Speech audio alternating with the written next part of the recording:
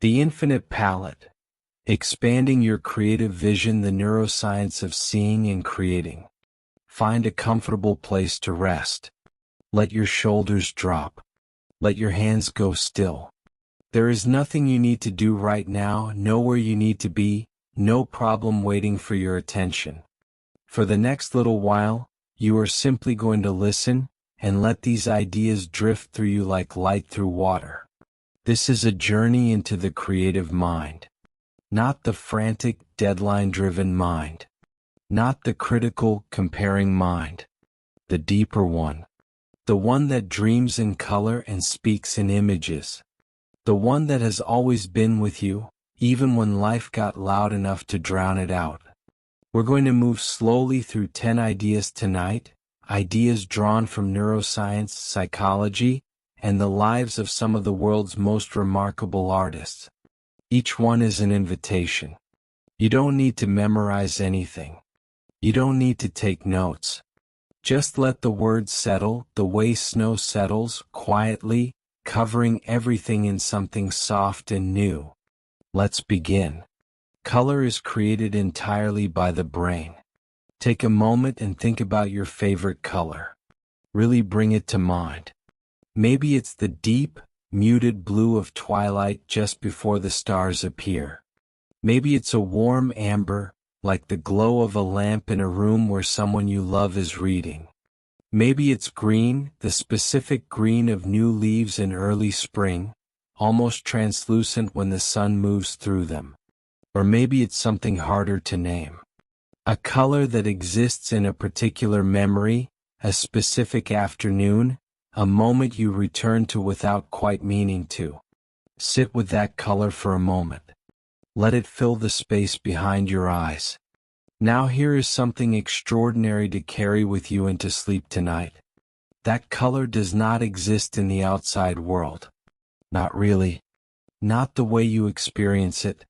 In the physical world, what we call light is simply electromagnetic radiation.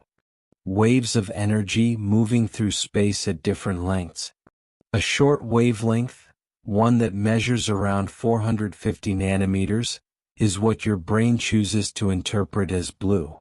A longer wavelength, closer to 700 nanometers, becomes red. Wavelengths in between become every other color you have ever seen in your entire life. But the wave itself has no color. It carries no hue, no warmth, no emotional weight. It is simply energy moving through space. Invisible. Colorless. Raw. It is your brain, and only your brain, that receives those waves and transforms them into the breathtaking, emotionally loaded, infinitely varied spectrum of color that fills every waking moment of your life. Every shade you have ever loved. Every combination that has ever moved you. Every color that has ever felt like it belonged to a particular season, or a particular person, or a particular feeling you couldn't put into words. All of it was assembled quietly and completely inside you. Color is not something the world gives you. It is something you create. Think about what that means for a moment. Really let it land. Every painting you have ever stood in front of and felt something, every sunset that made you stop walking and simply look, every carefully chosen shade on a canvas that made you feel inexplicably like you were being understood, all of that lived inside the minds of the people perceiving it.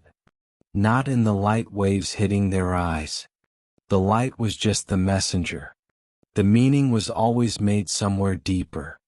This is not a cold scientific footnote. This is, if you let it be, one of the most liberating ideas an artist can hold. Because if color is a subjective construction of the mind, then there is no such thing as the correct color for anything. There is only the color that tells the truth you are trying to tell. The color that carries the feeling you are reaching for. The color that belongs to the version of the image that lives inside you, which no instrument could ever measure, and no other person could ever fully replicate.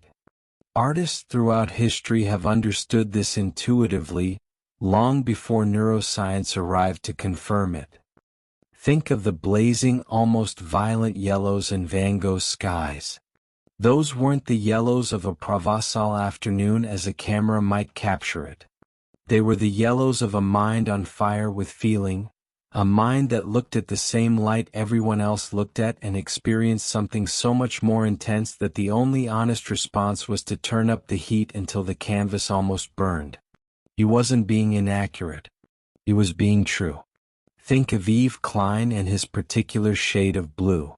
He didn't just use blue. He developed his own blue, patented it, called it International Klein Blue, and spent years making paintings that were nothing but that single color, that single overwhelming field of pigment, because he believed that color alone, unaccompanied by shape or composition or narrative, could carry a complete spiritual experience directly from one person to another. And for the people who stood in front of those paintings and felt something vast and quiet open up inside them, he was right. Think of Mark Rothko, who made large canvases of softly bleeding color, no figures, no landscape, nothing you could point to and name, just color living next to color, breathing against color, and somehow making people cry in galleries. Not because of what was depicted, because of what was felt. Because color, when it is used with intention and honesty, bypasses the part of the brain that thinks and goes straight to the part that feels. These artists were not ignoring reality. They were accessing a deeper layer of it, the layer that lives inside the observer, not outside in the measurable world. And you have always had permission to do the same. This is the invitation that lives inside this first idea. You are not obligated to the literal palette. You are not required to ask what color something actually is and then faithfully reproduce it. You are allowed at any moment to ask instead what color something feels like. What color would make the viewer feel what you want them to feel? What color is true to the interior experience of this image, this memory, this emotion you are trying to hold still long enough to put down? Because you are not a recording device. You are not a camera or a spectrometer or a scientific instrument built to document wavelengths.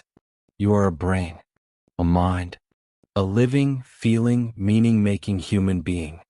And the colors you create, whether on canvas or in any other medium, whether in a room you decorate or a garden you tend or a piece of clothing you choose on a particular morning because it matches something you can't quite name, those colors are yours. They come from somewhere only you have access to. The world sends you wavelengths. You send back color. That exchange, that transformation from raw energy to lived experience, is not something that happens to you. It is something you do. It is, in its quiet way, one of the most creative acts a human being performs, and you perform it every moment of every day without even trying. So as you rest here tonight, let that idea breathe inside you. Let it gently loosen any old belief that there is a right answer waiting somewhere outside you, a correct palette that you simply haven't found yet, a way of seeing that more experienced artists have access to and you do not. There is no such thing. There is only the color your mind makes and the courage to trust it. You are not learning to see color correctly. You never needed to. You have been creating it all along. Constraints actually breed innovation. There is a fear that lives quietly in the hearts of many creative people. It doesn't announce itself loudly. It doesn't arrive all at once. It tends to creep in slowly, disguising itself as a reasonable concern, a practical observation, a sensible thing to worry about. And it sounds something like this. What if I don't have enough? Enough time, enough tools, enough space, enough money for the right materials, enough freedom to do the work the way it deserves to be done. What if the conditions aren't quite right yet, and that is why the work isn't quite right yet? What if, once I have more, once the circumstances finally open up and give me what I need, then I will be able to create the things I can feel waiting inside me? It is such a human fear.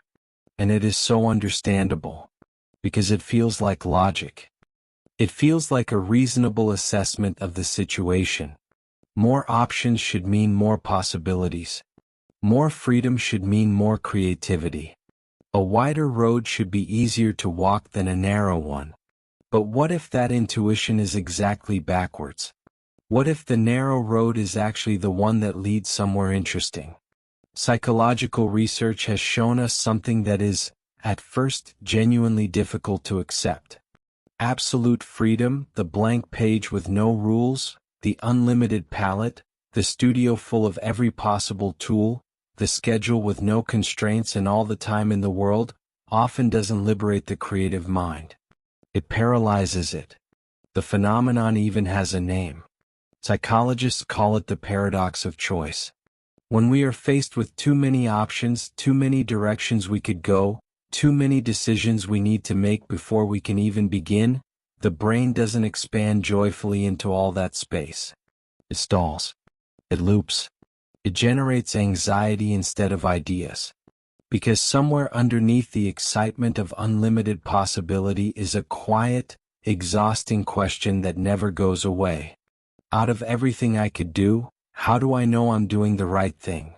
And the answer, when every direction is equally available, is that you can never fully know. So the brain hedges.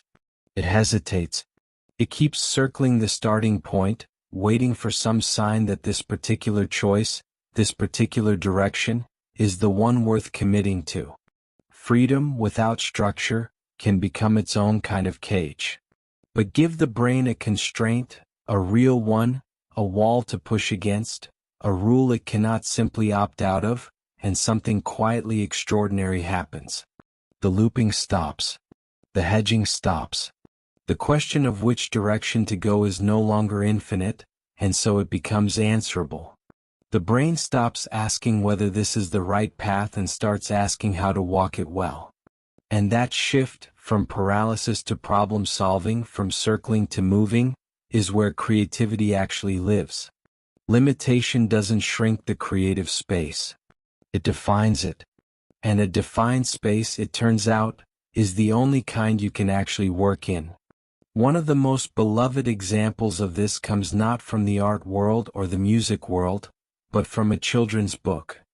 Theodore Seuss Geisel, known to the world as Dr. Seuss, was challenged by his editor Bennett Cerf to write an entire book using no more than 50 unique words. Not 50 sentences. Not 50 lines.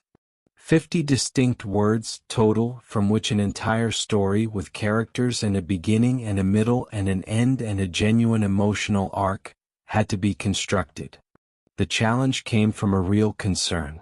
Earlier books aimed at young readers had been criticized for being too difficult, using vocabularies too large and too advanced for the children they were meant for. The solution, according to Cerf, was radical simplification. And so the bet was made. 50 words. Write a book with 50 words and I'll do something you want in return. Most writers hearing that would have quietly despaired. 50 words is nothing. 50 words is a paragraph. 50 words cannot hold a story, a character, a world that a child would want to live in even briefly. Dr. Seuss took the 50 words and wrote Green Eggs and Ham. A book that has been read to children in every corner of the world for generations. A book that has made millions of people laugh, that has taught countless children to love reading, that has that particular quality of great children's literature where the adults reading it aloud get something from it too, something about stubbornness and openness and the small bravery of trying something you were sure you wouldn't like. 50 words built all of that. The constraint didn't diminish the art. It made the art.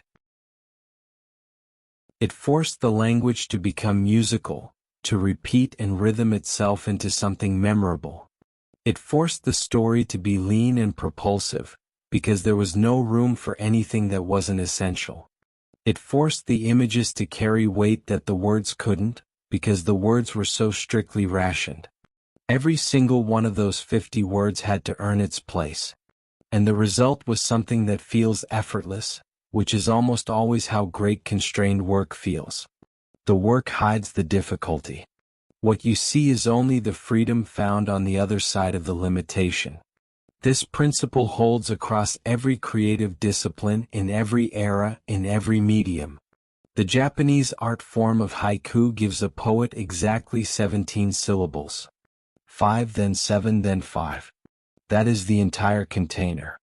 And within that impossibly small container, some of the most quietly devastating observations about the natural world and the human condition ever written have been preserved for centuries. The constraint didn't produce small poetry. It produced a particular kind of precision that longer forms rarely achieve, a kind of attention so focused and so still that a single image becomes a doorway into something enormous. The painter who works with a limited palette, 3 colors only or 5, discovers relationships between those colors that a painter with access to everything never needs to find. The limitation forces intimacy with the materials. It forces the kind of deep familiarity that leads to mastery, because you cannot move on to something new until you have fully understood what you have. The musician who composes for a single instrument discovers melodies and structures that would have been buried, smoothed over, made redundant by the presence of other voices. The constraint of a single instrument strips the music down to what it actually is, beneath the arrangement, beneath the production, beneath all the decisions that can be made when everything is available. What is the song really?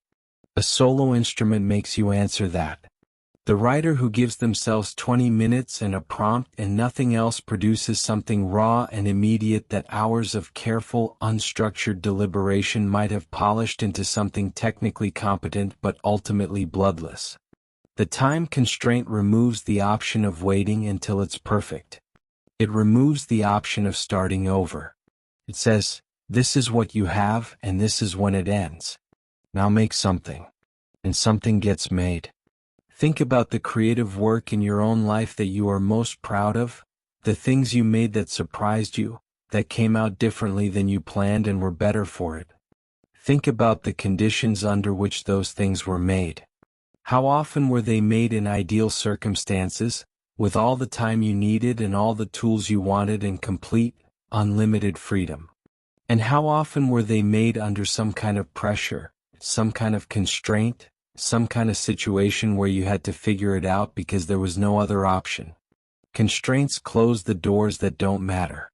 And when those doors close, the one that does matter becomes visible. This is the invitation living inside this second idea. The next time you feel held back by what you don't have, the next time the conditions feel too limited, the tools too few, the time too short, the space too small, try staying inside the limitation instead of waiting for it to lift. Try treating the edges not as walls keeping you in, but as the banks of a river, the things that give the water direction, that take what would otherwise be a flat, spreading, going nowhere pool and turn it into something with current and movement and somewhere to go. You don't need more. You need to go deeper into what you already have. Because the creative mind does not bloom in the wide open field of infinite possibility. It blooms in the garden. The one with edges. The one with soil you have to work with, whether you have to respond to, space you have to tend carefully because it is finite and therefore precious. Whatever limitations you are living with right now, in your practice, in your materials, in your time, they are not obstacles between you and the work. They are the conditions of the work. They are, whether it feels like it yet or not, already shaping something. Let them. Trust them. Stay inside them a little longer than feels comfortable, and see what they are quietly growing. The constraint is not the problem. The constraint is the beginning. Pareidolia and Apophenia spark new forms. There is a particular kind of seeing that most of us practiced naturally as children and then slowly, quietly forgot. You may remember it. Lying on your back in the grass on a summer afternoon, watching the clouds move overhead, not thinking about anything in particular, just looking. And there, in the slow drift of white against blue, you would find things. A horse mid-gallop. A face in profile. A coastline, a hand, a creature that had no name but that you recognized immediately as something. Nobody taught you to do that. Nobody told you to look for shapes in the clouds. Your brain simply did it, automatically, naturally, without being asked. Because finding meaningful patterns in ambiguous information is not a quirk of childhood imagination. It is one of the most fundamental things the human brain does. It has a name. It is called pareidolia. And it is the first of two deeply human tendencies that, when understood and deliberately engaged with, can become some of the most powerful tools in a creative person's practice. Pareidolia is the brain's tendency to perceive meaningful images, most often faces or figures, in random or ambiguous visual information. The face you see in the wood grain of an old door. The figure you find in the shadows on a wall when the light comes in at a low angle. The profile emerging from the surface of a stone, or the bark of a tree, or the pattern of cracks in old plaster. These are not tricks of imagination or failures of clear thinking. They are the brain doing exactly what it evolved to do, and doing it extraordinarily well. For most of human history, the ability to quickly find meaningful shapes in unclear or chaotic visual environments was a survival skill. Spotting the outline of a predator in the shadows of a forest before that outline fully resolved into something recognizable was the difference between having time to respond and not having time at all. The brain that was good at this, the brain that erred on the side of finding a face even when there wasn't one, that brain kept its owner alive. The cost of a false positive, seeing a face that wasn't there, was embarrassment or wasted caution. The cost of a false negative, missing a face that was there, could be much more serious. So we evolved to be extraordinarily good at finding faces and figures in the world around us. Better than is strictly necessary for modern life. Better, in fact, than is sometimes comfortable, which is why a smoke detector on the ceiling can look, in a certain light, at a certain angle, like something watching you, and why the moon has a face that billions of people across thousands of years have looked up at and felt something about. This is pareidolia. And it is everywhere once you begin to notice it. The second tendency is related and broader. It is called apophenia. Where pareidolia is specifically about finding meaningful images in visual chaos, apophenia is the wider human habit of finding meaningful connections between things that have no inherent or logical relationship. Seeing a pattern in random data. Finding significance in coincidence. Drawing a line between two unrelated events and feeling, in your body, that the line is real. In its clinical extremes, apophenia can be a symptom of certain mental states where the connections being made are so numerous and so disconnected from consensus reality that they become disorienting rather than illuminating. But in its everyday form, in the mild, functional version that most of us experience without even naming it, apophenia is something else entirely. It is the engine of metaphor. It is the cognitive act that allows a poet to look at the falling of leaves and see grief, to look at the way light breaks on water and find something true about the nature of time. It is the thing that makes art possible. Because art is, at its core, the act of finding a connection between two things that wouldn't obviously seem related, and then making that connection visible, audible, or tangible for someone else. The thing and the feeling it produces. The image and the idea it carries. The specific and the universal. Every work of art is an act of apophenia that succeeded, that made someone else feel the connection too, that turned a private recognition into a shared one. And Leonardo da Vinci knew this. He knew it centuries before either of these words existed, and he built it deliberately into his creative practice. Leonardo kept a habit that his contemporaries found eccentric and that modern neuroscience finds completely understandable. He would seek out old, crumbling walls. Walls with water damage, with peeling plaster, with centuries of random staining and cracking and the slow, chaotic work of weather and time. And he would stand in front of them and stare, not with focused, analytical attention, but with the kind of soft, receptive gaze you use when you are not looking for anything in particular. He wrote about this practice directly, recommending it to other artists. In those stained walls, he said, he found landscapes he had never imagined. Mountain ranges with specific, particular geology. Rivers with their own character. Battles with the posture and expression of individual soldiers. Figures moving through light in ways he could not have constructed from conscious planning alone. The wall gave him things his deliberate mind would never have generated, because the deliberate mind is conservative. It works from what it already knows. It generates variations on familiar themes. But the visual chaos of a stained wall, processed by a brain wired for pareidolia and apophenia, generates something else. It generates the genuinely unexpected. The image that couldn't have been planned because it came from the collision of the brain's pattern-finding machinery with pure random information. Leonardo was not being passive when he stared at those walls. He was using a tool. A sophisticated, deliberate tool for accessing a part of his creative process that his conscious, planning mind couldn't reach on its own.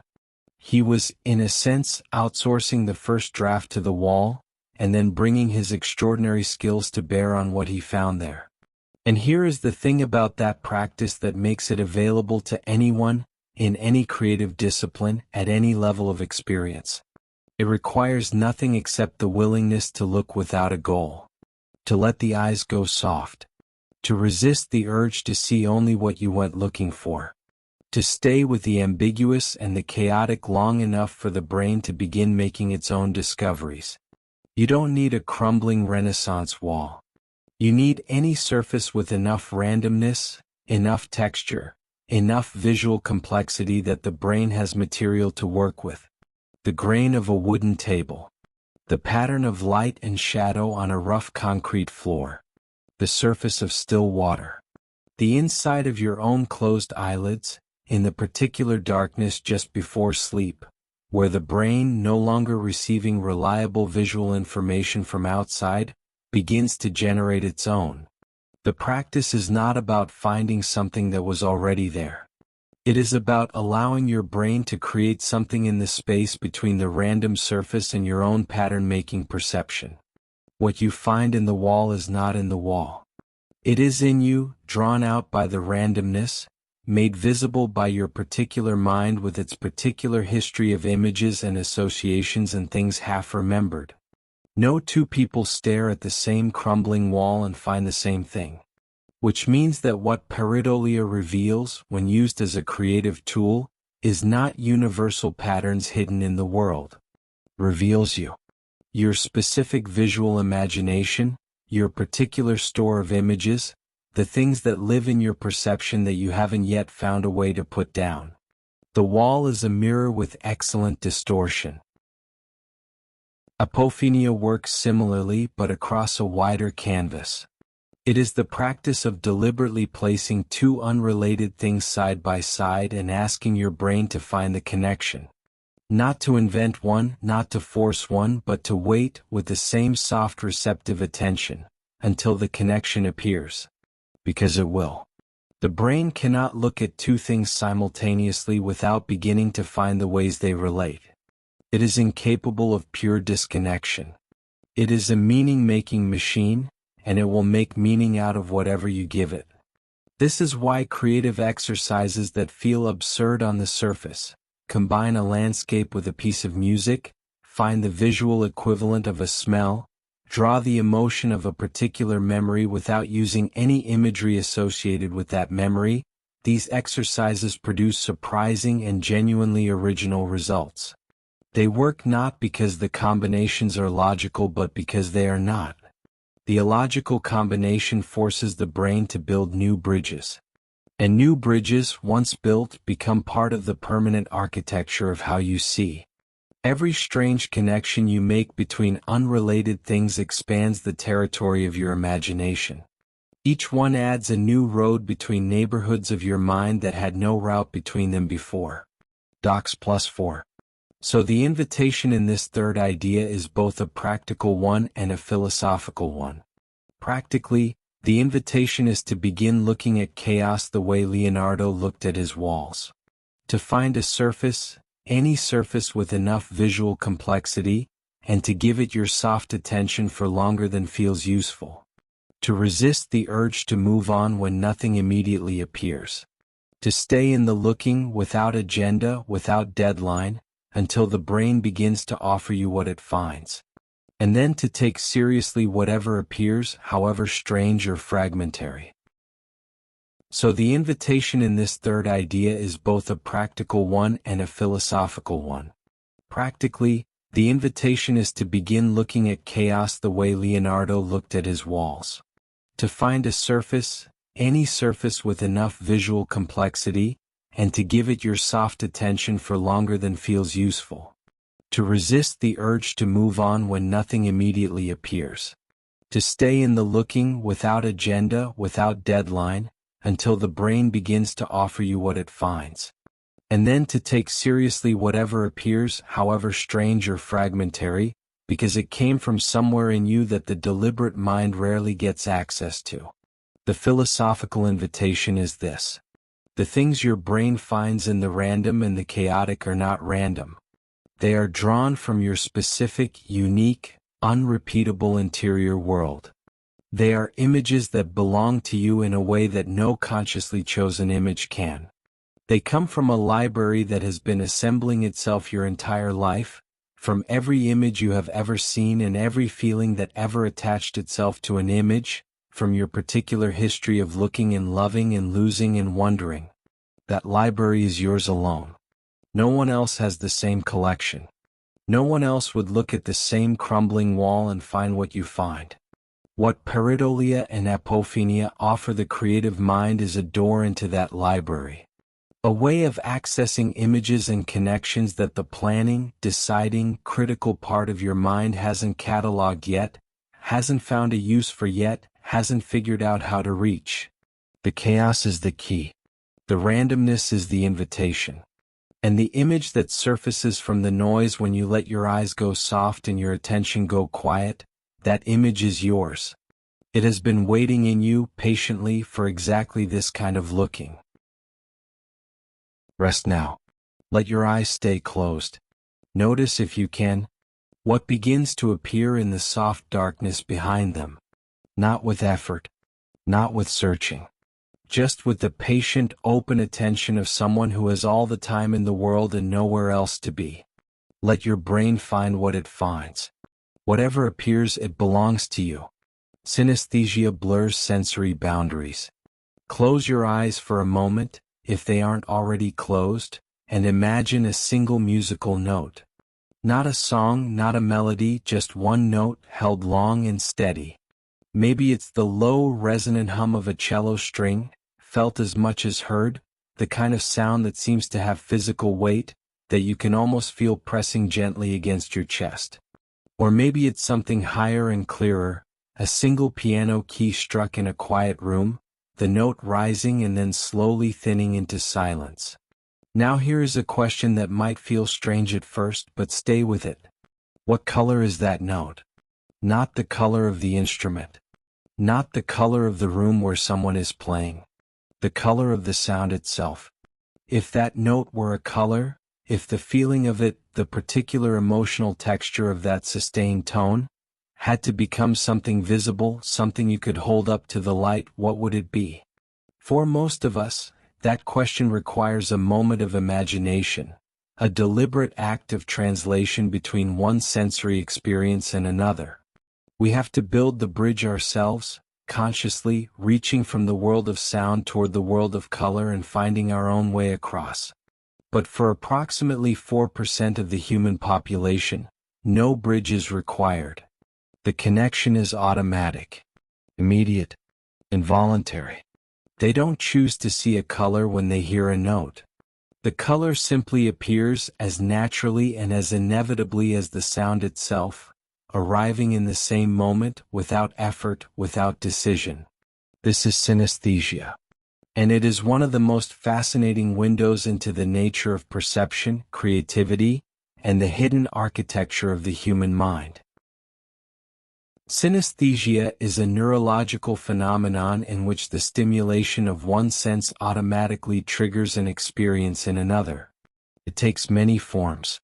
The most commonly known is chromesthesia, sometimes called sound-to-color synesthesia, in which sounds, whether musical notes, spoken words, environmental noises, produce an automatic and consistent experience of color. But synesthesia is not limited to sound and color. Some synesthetes experience grapheme color synesthesia, in which letters and numbers each carry their own specific, unwavering color. The letter A might always be red. The number 7 might always be a particular shade of green. Not sometimes, not when they think about it a certain way, always, without exception, as reliably as the letter's shape itself. Others experience spatial sequence synesthesia, in which numbers, months, or days of the week exist in specific locations in physical space, arranged in a layout that only the synesthete can see but that feels as real and as fixed as the furniture in a room. Some experience lexical gustatory synesthesia, in which words trigger specific tastes. Others experience mirror touch synesthesia, in which watching someone else be touched produces a physical sensation of being touched in the same place. The variations are numerous and they are consistent.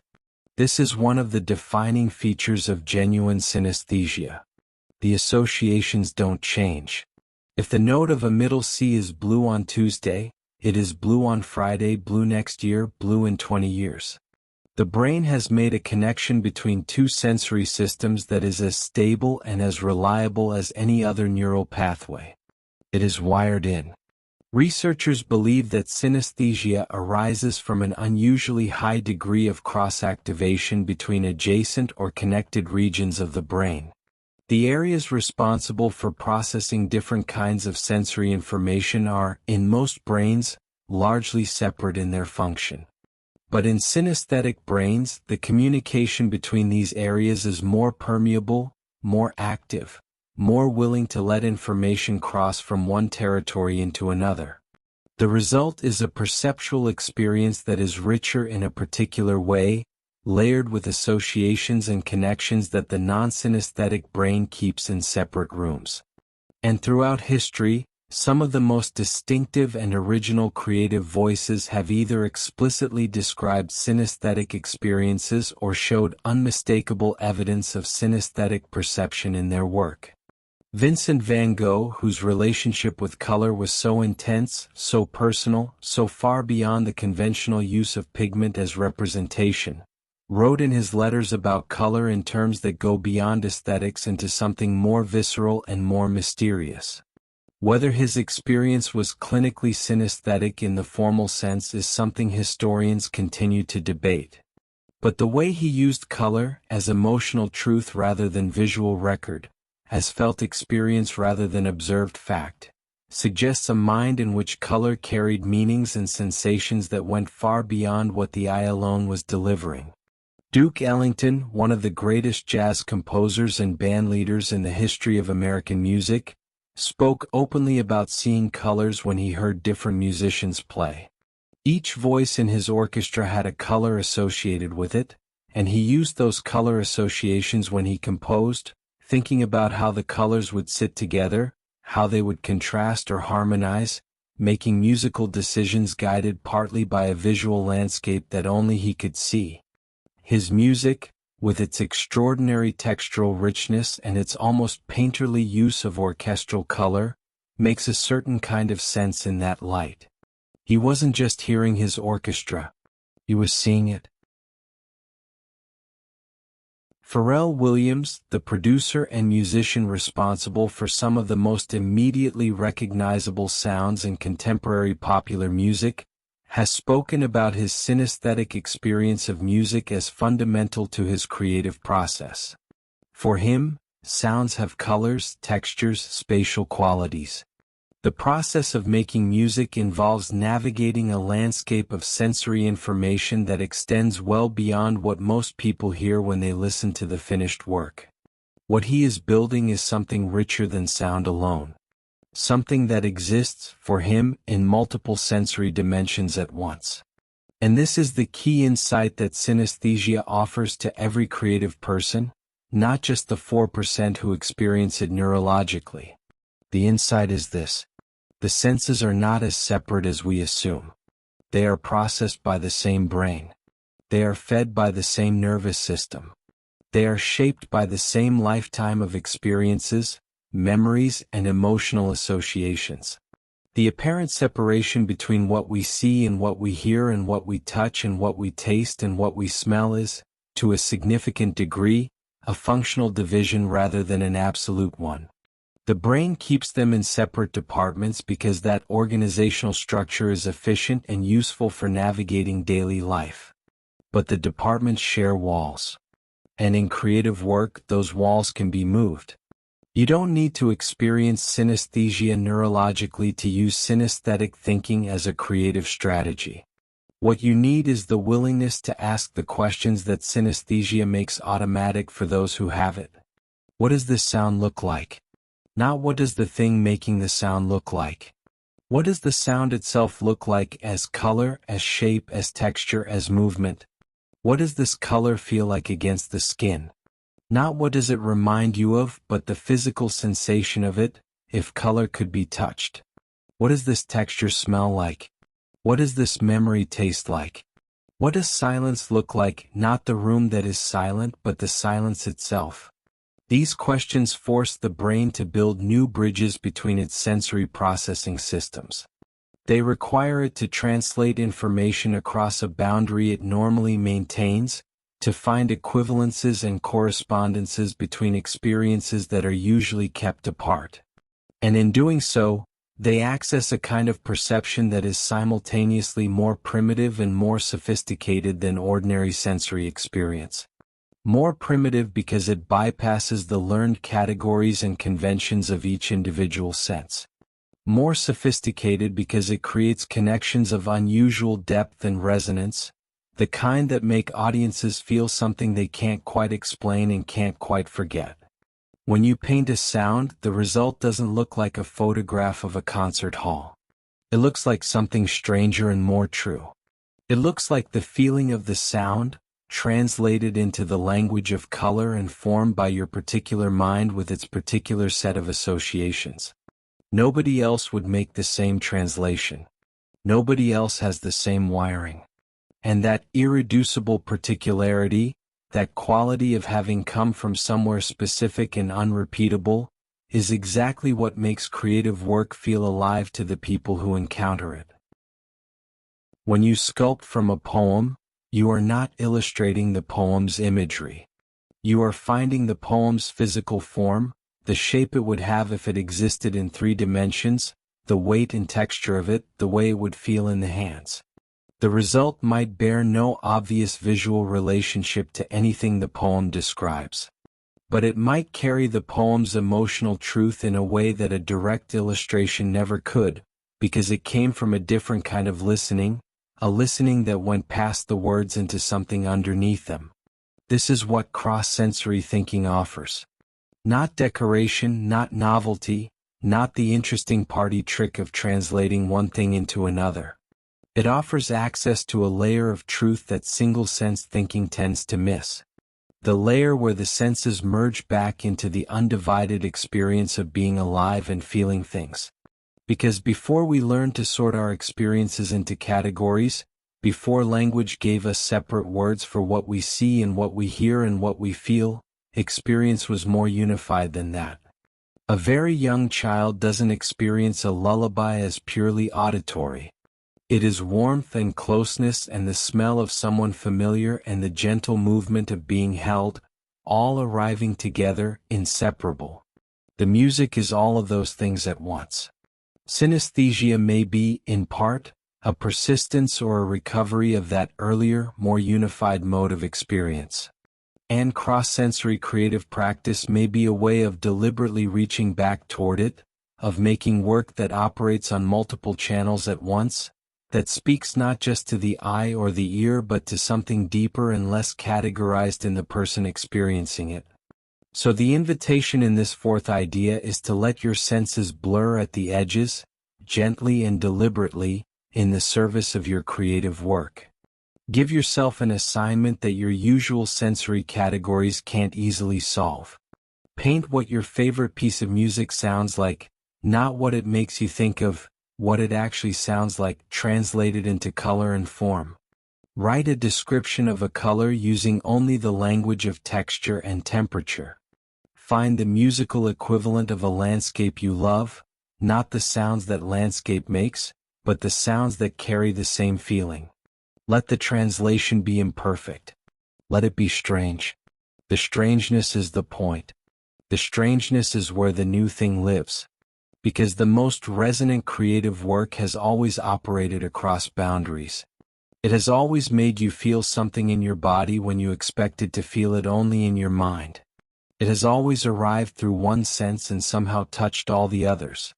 That quality, that full-body multi-channel resonance, is what people mean when they say a piece of work is truly alive. And it begins with asking the question that synesthesia makes automatic, and that you can make intentional. What does this feel like in a different language? What does this become when it crosses the border between one sense and another? Let that question rest with you tonight. Let it work on you while you sleep. Your dreaming mind already speaks in exactly this way, mixing sound and color and texture and emotion into experiences that don't respect the boundaries of waking perception. Tonight, as you drift, notice how the senses begin to soften into each other. Notice how the boundary between what you hear and what you see behind your closed eyes becomes less fixed, more permeable, more interesting. That is the synesthetic mind waking up in you. Let it. Blue light and open spaces expand abstract thinking. Think about the last time you stood somewhere truly open. Not a large room, not a wide street, but genuinely open. The kind of open that has no ceiling, no walls, no edges close enough to feel.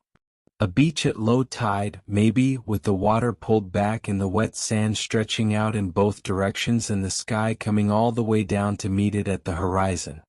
Or a hilltop, with the land falling away on every side and nothing above you but air and light. Or a field in the last hour before sunset, when the sky turns that particular shade of deep, saturated blue and the space between you and the horizon seems to expand rather than contract as the light fades. Do you remember what that felt like? Not what you thought about, not what you did, but what it felt like in your body, in your mind, in whatever part of you registers the quality of a moment before language gets there to describe it. There is usually a release in it, a kind of quiet unlocking. The shoulders drop in a different way than they drop when you sit down after a long day. The breath changes, becomes slower and less deliberate, as though the body remembers how to breathe without being reminded. The thoughts that were tight and close and circling begin to loosen, to drift, to move with less urgency. The problem that was pressing against the inside of your skull from the moment you woke up that morning suddenly seems, not solved but further away. A more manageable size. Something you can see around the edges of, rather than something filling your entire field of vision. That feeling is real. It is not imagination, not wishful thinking, not the placebo effect of fresh air and a change of scenery.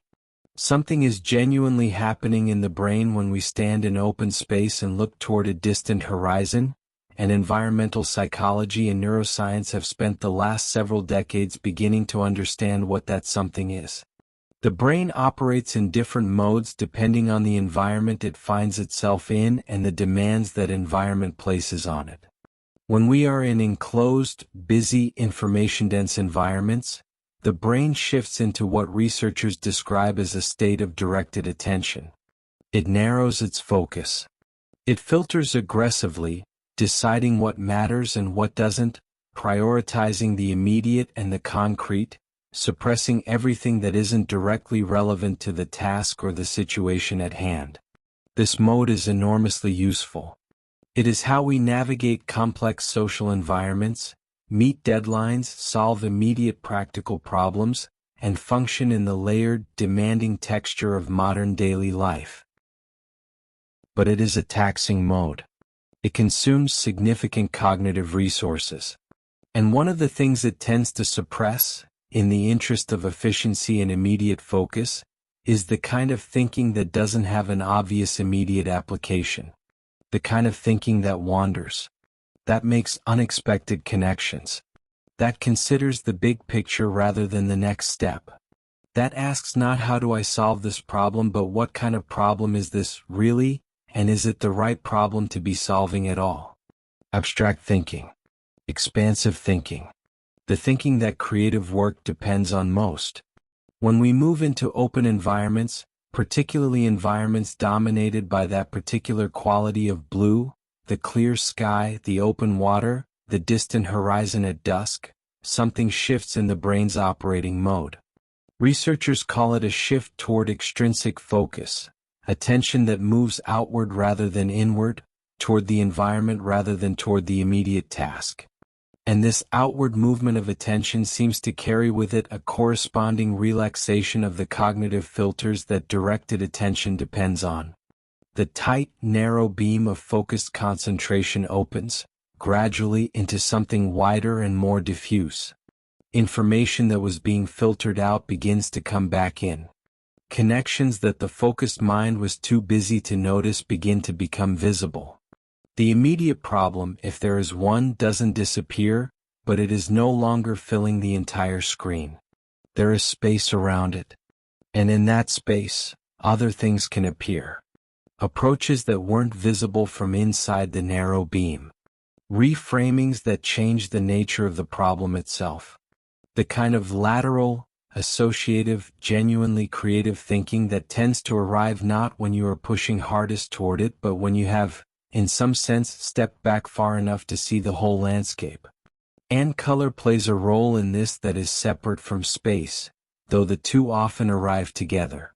Blue, as a color, has a consistent and measurable effect on cognition that is distinct from its aesthetic associations. Studies in environmental psychology have shown that exposure to blue, particularly cool, expansive, deeply saturated blues, tends to facilitate abstract, creative, and associative thinking. The effect is not enormous, and it is not magic, but it is real, and it is consistent across different experimental conditions and different populations. One influential study asked participants to complete creative tasks, the kind that required generating unusual associations and thinking beyond the obvious, in rooms painted either red or blue. The results showed a consistent advantage for the blue environment on tasks requiring creative and abstract thinking, while the red environment showed advantages on tasks requiring attention to detail, accuracy, and careful error checking. The researchers proposed that color carries associative signals that the brain responds to below the level of conscious awareness. Red is associated, across many cultures and many contexts, with urgency, danger, and the need for careful, precise attention. It activates the brain's vigilance systems, which is useful when you need to proofread or catch mistakes but less useful when you need to think freely and make unexpected connections. Blue carries different associations: sky, water, distance, openness, depth. Things that are vast and that invite the eye to travel rather than to focus. Things that have no immediate threat attached to them, nothing that requires urgent, narrow attention. And the brain, registering these associations, seems to adjust its operating mode accordingly, loosening the grip of directed attention and allowing the wider, more expansive mode to emerge. This is why so many artists and writers and thinkers throughout history have been drawn to water. Not just for the beauty of it, though the beauty is real. Not just for the romance of the image, the solitary figure at the shore, the painter with their easel on the cliff. There is something happening in those environments that directly affects the quality of the thinking and perceiving that creative work requires. The brain at the ocean is a different brain than the brain in a small indoor workspace. Literally, measurably. The neural activity is different. The mode of processing is different. The kind of thinking that becomes available is different. Turner painted the sea obsessively, returning to it across decades of his career, finding in it not just a subject but a condition of perception. Monet built his water garden and then spent the final years of his life painting almost nothing else, going deeper and deeper into the same surface, the same light, the same quality of reflection and depth, as though the water were showing him something that he kept needing to return to because it kept revealing more. Winslow Homer retreated to the Maine coast and spent the second half of his life making work of extraordinary power and stillness about the relationship between human beings and the open sea. These were not arbitrary choices. These were artists following, with great instinct if not always with conscious understanding, the conditions that allowed their particular kind of seeing to deepen and expand. And the implications for a creative practice extend well beyond the lucky circumstance of living near the ocean or having access to vast open landscapes. Because the brain doesn't require the literal ocean. It responds to representations and suggestions of these qualities in ways that, while not identical to the real experience, carry some of the same effect. A workspace oriented toward the sky, with a window that shows open air and light rather than a close wall or a busy street, shifts the quality of thinking that happens in that space.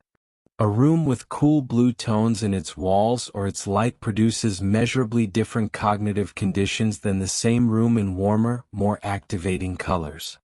Time spent looking at a painting of the sea, really looking, with the same soft receptive attention that the sea itself invites, can move the brain toward that wider, more expansive mode even in the middle of a city, even in the middle of winter, even when the actual ocean is 1,000 miles away.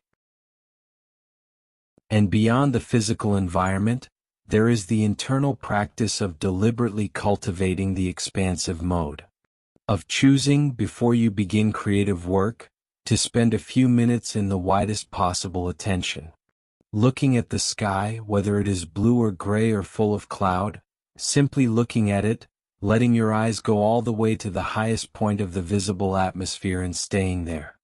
Or closing your eyes and imagining the most open landscape you have ever stood in, rebuilding it in sensory detail, feeling the particular quality of the air, the particular quality of the space, until something in your body remembers what it felt like to be that unconfined.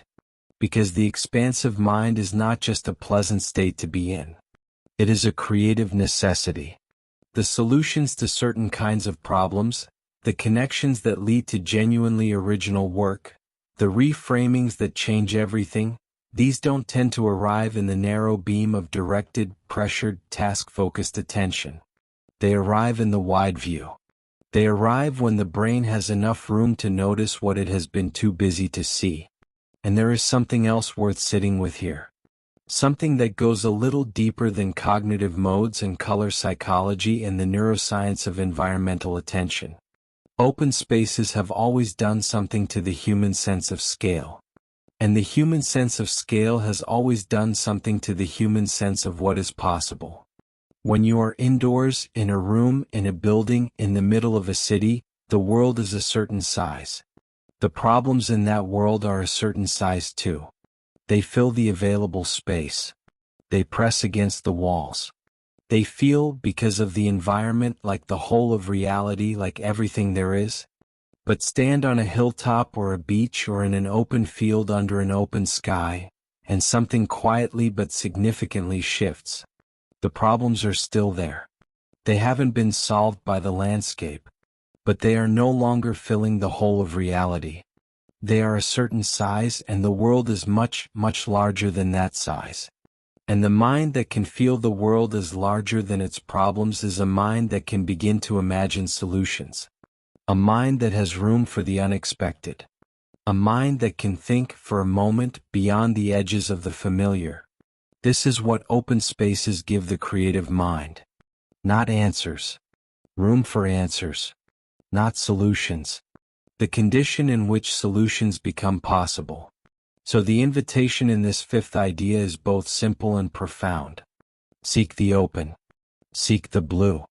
Not as a luxury, not as a reward for getting the work done, but as part of the work itself. As the preparation that makes the real work possible. Go to the window and look at the sky before you begin. Take the walk before you pick up the brush. Sit by the water before you open the notebook. Let your eyes go all the way to the horizon, wherever the horizon is available to you, and let your mind follow them there. Give your thinking room to breathe. Give your imagination room to expand into something larger than the close walls of the immediate and the urgent. And then, from that wider place, from that loosened, expansive, sky-remembering mind, see what becomes visible that wasn't visible before. The horizon is not the edge of the world. It is where the world opens up. Rest there for a moment. Let the blue settle behind your eyes. Let the space you have been imagining continue to expand in whatever direction it wants to go. You have all the room you need. The hypnagogic state is a portal for ideas. You are closer to it right now than you might realize. Not all the way there. But closer than you were a few minutes ago, closer than you were when these words first began. There is a place that exists between being fully awake and fully asleep. A territory with its own particular quality of consciousness, its own rules, its own strange and generous gifts. You are drifting toward it now, slowly and naturally, the way a boat drifts toward a shore it has always been moving toward, without effort, without resistance, simply following the current that was always there beneath it. This place has a name. It is called the hypnagogic state. And for centuries, long before neuroscience existed to explain it, artists and inventors and thinkers of every kind have known it to be one of the most fertile and extraordinary territories the human mind can visit. The word itself comes from the Greek. Hypnos meaning sleep, and agogos meaning leading or guiding. The hypnagogic state is the state that leads into sleep. The transitional zone. The corridor between the waking world and the dreaming one. And like many corridors, like many threshold spaces, it has a quality that is entirely its own, distinct from both the room you came from and the room you are moving toward. In full waking consciousness, the brain is a busy and somewhat authoritarian place. The prefrontal cortex, the region responsible for logic, planning, judgment, and the continuous editorial commentary we call the inner critic, is fully online and fully in charge. It evaluates. It dismisses. It filters. It decides what is reasonable, what is possible, what is worth pursuing, and what should be quietly set aside before it causes any trouble. This is enormously useful for navigating daily life. It is considerably less useful for the kind of free, associative, boundary-crossing thinking that genuinely original creative work requires. In full deep sleep, the brain is doing extraordinary things, consolidating memories, processing emotions, running the complex maintenance operations that keep the whole system healthy and functional. But you are not consciously present for most of it. The dreams that occur in deep sleep, if you have them, are rarely the ones you remember. They happen below the threshold of the consciousness that would be needed to bring them back. But the hypnagogic state sits between these two conditions in a way that makes it neurologically unique and creatively remarkable. As the brain begins the transition toward sleep, the prefrontal cortex starts to quiet down. Its grip on the proceedings loosens. The editorial function begins to withdraw. The logical, sequential cause and effect processing that dominates waking thought begins to soften and become less insistent. But here is what makes this transitional state so extraordinary. While the executive, evaluating functions are stepping back, the visual and associative areas of the brain remain active. They don't go quiet with the prefrontal cortex. They continue to generate, to connect, to create. And now, without the editor present, without the filter of logical scrutiny standing between the generating mind and its own output, what emerges is something that the fully waking brain would never allow to reach consciousness in quite this form. Images appear without being summoned. They are vivid, often more vivid than ordinary imagination, with the quality of genuine perception rather than deliberate mental construction. They shift and transform with a logic that is entirely their own, unbound by physical law or narrative convention or the constraints of what is actually possible.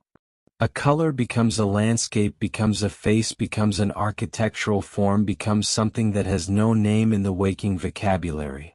A sound carries a texture. A word generates a visual world.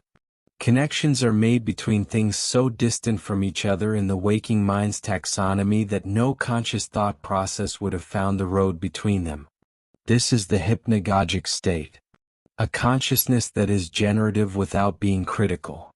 Imaginative without being deliberate. Free in a way that the waking mind, however creative and however gifted, cannot quite match, because the waking mind is never fully free from its own judgment. And Salvador Dali understood this. He understood it with the particular depth and clarity of a person for whom it was not just an interesting theoretical idea but a living, practical, essential part of his creative process. Dali's paintings, those extraordinary landscapes of impossible juxtaposition where time melts and figures dissolve and the unconscious mind's geography is rendered with the precision of a Dutch master, were not the product of chance or accident or simple strangeness for its own sake. They were the product of a deliberate and disciplined practice of accessing a specific state of consciousness and then bringing back what he found there with as much fidelity and skill as he could manage. His method was precise. He would sit in a comfortable chair, in the particular heavy, exhausted state that comes in the early afternoon when sleep is close.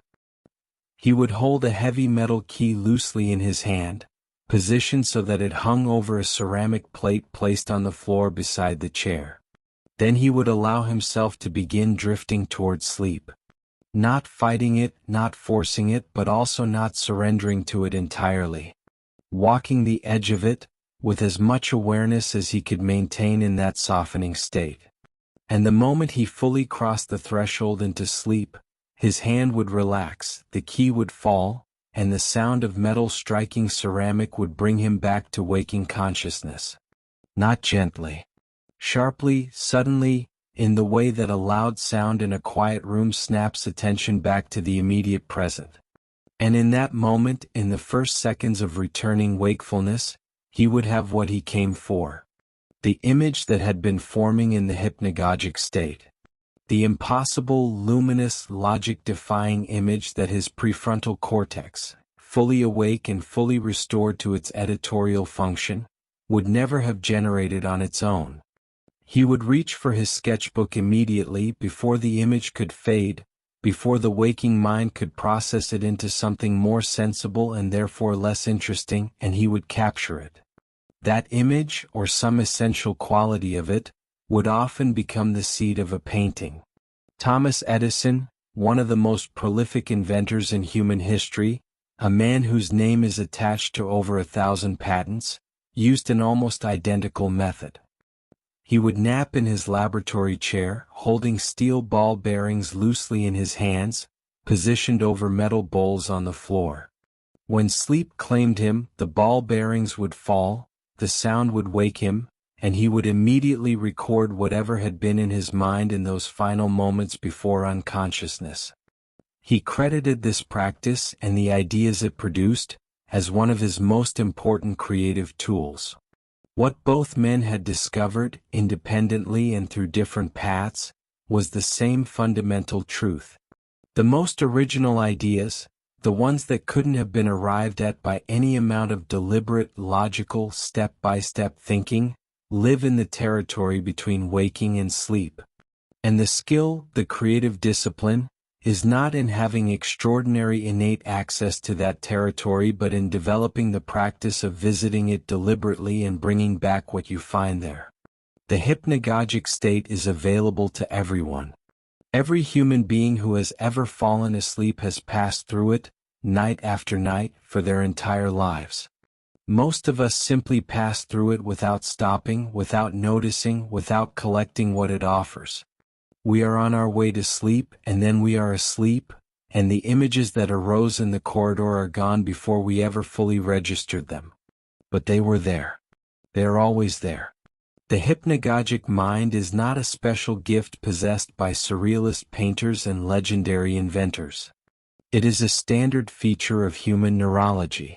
What Dali and Edison had was not a unique access to it but a unique respect for it, and a disciplined practice of treating it as the creative resource it genuinely is. The images that arise in the hypnagogic state have a quality that is difficult to reproduce through any other means. They are unexpected in a way that is different from the unexpected ideas that come from conscious brainstorming or deliberate creative play.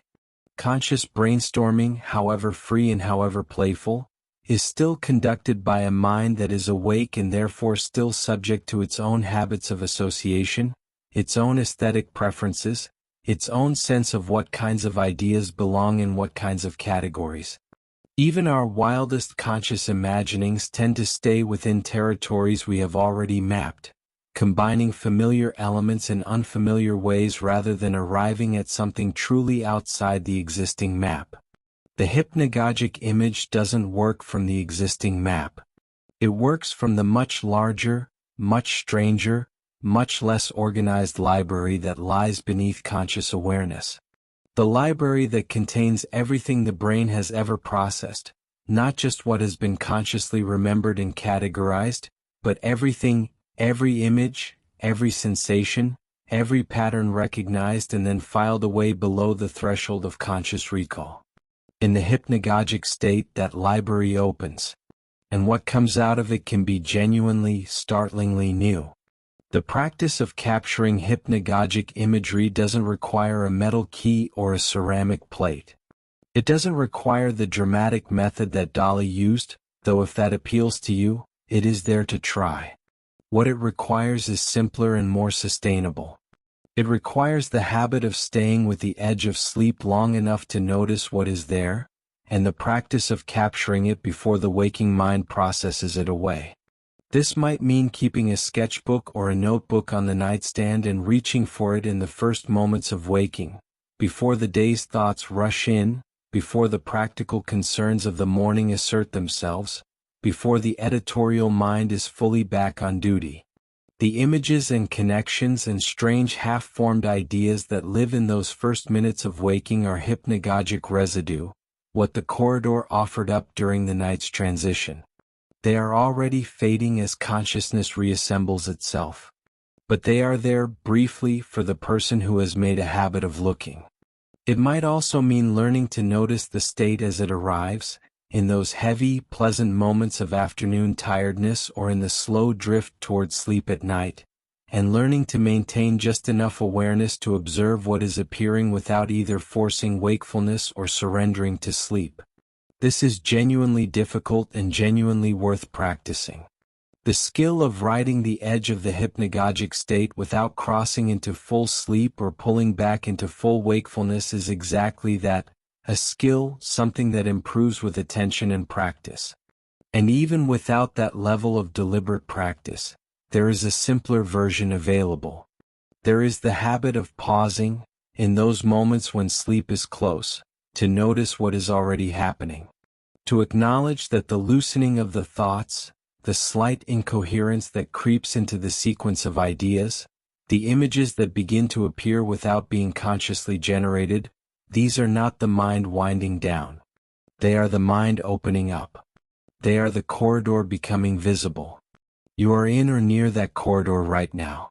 These words have been accompanying you toward it, and you are close to the place where they will stop mattering the way words usually matter and will become something more like texture, more like weather, more like the general quality of the space you are inhabiting. Before that happens, before the corridor opens fully and sleep claims you, there is one thing worth knowing, worth carrying into that in-between place. Whatever appears there is real. Not real in the way that a chair or a clock is real, fixed and consistent and available for inspection. Real in the way that a feeling is real, real in the way that a dream is real while you are in it, real in the way that any genuine experience is real, which is to say, completely. The image that surfaces as you drift, the color that appears without being chosen, the landscape that assembles itself from nothing in the soft darkness behind your closed eyes, these are not random noise. They are your mind, freed from its daytime constraints, doing what it does when no one is watching and nothing is at stake. They are yours. They come from your particular neural library with its particular collection of everything you have ever seen and felt and noticed and forgotten. And they are available to you. Not just tonight, but every night, every drifting afternoon, every moment when wakefulness loosens its grip and something older and stranger and more generative begins to surface. The corridor is always there. You're almost in it now. Let yourself drift. Let the images come. Let whatever appears in the soft darkness behind your eyes arrive without judgment, without analysis, without the need to understand it or explain it or decide what it means. Just let it come. It knows the way. Micromovements and the fresh eye phenomenon. There is a particular kind of frustration that almost every creative person knows. It arrives not at the beginning of a piece of work, when everything is still possibility and the blank surface holds nothing but potential, and not at the end, when the work is finished and whatever it is has become fixed and final. It arrives in the middle. In the long, uncertain middle, when you have been working on something for long enough that you can no longer tell whether it is good. You have been looking at it for hours. You have adjusted and readjusted, made decisions and then unmade them, moved something slightly to the left and then slightly back again, changed a word and then changed it back, added something and taken it away and added a version of it again. And now you are looking at the whole thing and it looks like nothing. Not bad, not good. Just marks. Just shapes. Just a collection of decisions that have stopped meaning anything because you have been inside them for so long that you can no longer see them from the outside. This is not a crisis of skill. It is not evidence that the work has gone wrong or that you have lost your sense of judgment or that you were never as good as you thought you were. It is your brain doing exactly what it evolved to do. And understanding what is actually happening when this occurs changes the experience of it entirely, from a source of anxiety and self-doubt into something much more manageable. A known phenomenon with known remedies. A feature of perception rather than a failure of talent. Here is what is actually happening. Your eyes are never still. Even when you believe you are looking steadily at a fixed point, even when you feel completely motionless, your eyes are making tiny, constant, involuntary movements. These movements are called saccades, from the French word for jolt or twitch, and they are one of the fundamental mechanisms by which the visual system operates. Saccades come in different sizes. The large ones are the deliberate movements you make when you shift your gaze from one point to another, from the top of the page to the bottom, from one face to another across a room. But the smallest saccades, the microsaccades, are so tiny that they are invisible without laboratory equipment, and they occur constantly, many times per second, whether you intend them or not. They are involuntary, automatic, and entirely outside conscious control. The reason they exist is fundamental to how vision works. The photoreceptors in your retina, the cells that convert light into the neural signals your brain processes as images, are not passive recording devices. They are responsive to change. They respond strongly to new stimulation and then, if the stimulation remains constant, they adapt to it and their response diminishes. A photoreceptor that is receiving exactly the same pattern of light over and over again, with no variation, no change, no new information arriving, begins to go quiet. Its signal weakens. In the absence of saccadic eye movements, this would mean that a truly steady gaze would cause the visual field to gradually fade. Experiments in which eye movements have been artificially stabilized, preventing the image on the retina from shifting as the eye moves, have confirmed this. Without the constant small refreshing of the retinal image that saccades provide, vision does in fact begin to fade and gray out within seconds. Saccades keep the visual world fresh by constantly providing the retina with slightly new information.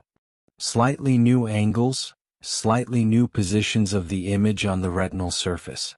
Enough variation to keep the photoreceptors active and responsive. Enough novelty to keep the signal strong. But here is where this becomes directly and practically relevant to the creative person standing in front of their work and seeing nothing. The brain is extraordinarily efficient.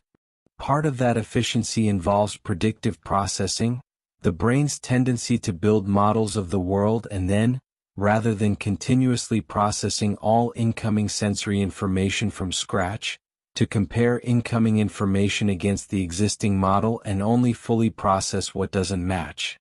What is expected, what conforms to the model the brain has already built, is processed with much less computational effort. It is, in a meaningful sense, not fully seen. It is recognized rather than perceived. The brain says, yes, this matches what I already know is there, and moves on without looking closely. This predictive efficiency is one of the reasons you can move through familiar environments at speed without consciously processing every detail. It is why you can drive a route you know well while holding a completely unrelated train of thought, because the familiar environment is being processed against the existing model and very little of it is reaching conscious awareness. And it is why, after you have been working on something for a long time, looking at it repeatedly, building an increasingly detailed and increasingly fixed mental model of what it is, you stop being able to see it clearly. The visual information coming in from the actual work on the actual surface is being processed against the model. The model says, yes, this is what I know is there, and the brain stops registering the discrepancies, the things that are slightly off, the places where what is actually there diverges from what the artist intended or imagined. The brain is seeing the model rather than the work.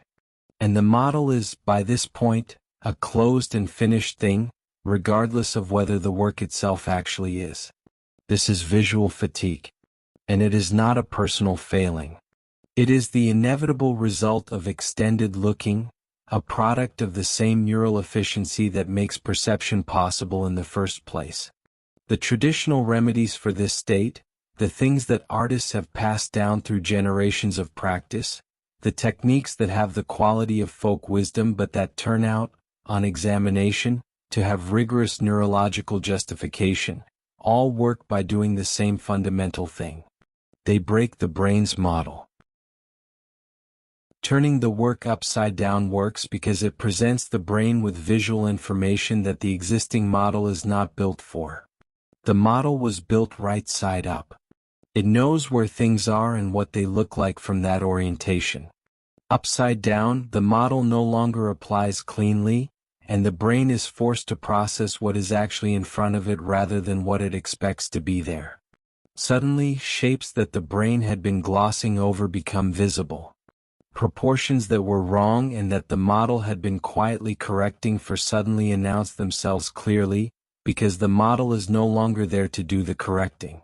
Looking at the work in a mirror works for the same reason. The mirror image is different enough from the model to defeat the brain's predictive processing. Everything is laterally reversed, which sounds minor but is enough to make the brain reprocess rather than recognize. Artists who flip their work in a mirror regularly report seeing it as though for the first time, catching errors that had been invisible for hours, seeing the composition fresh in a way that changes what they decide to do next.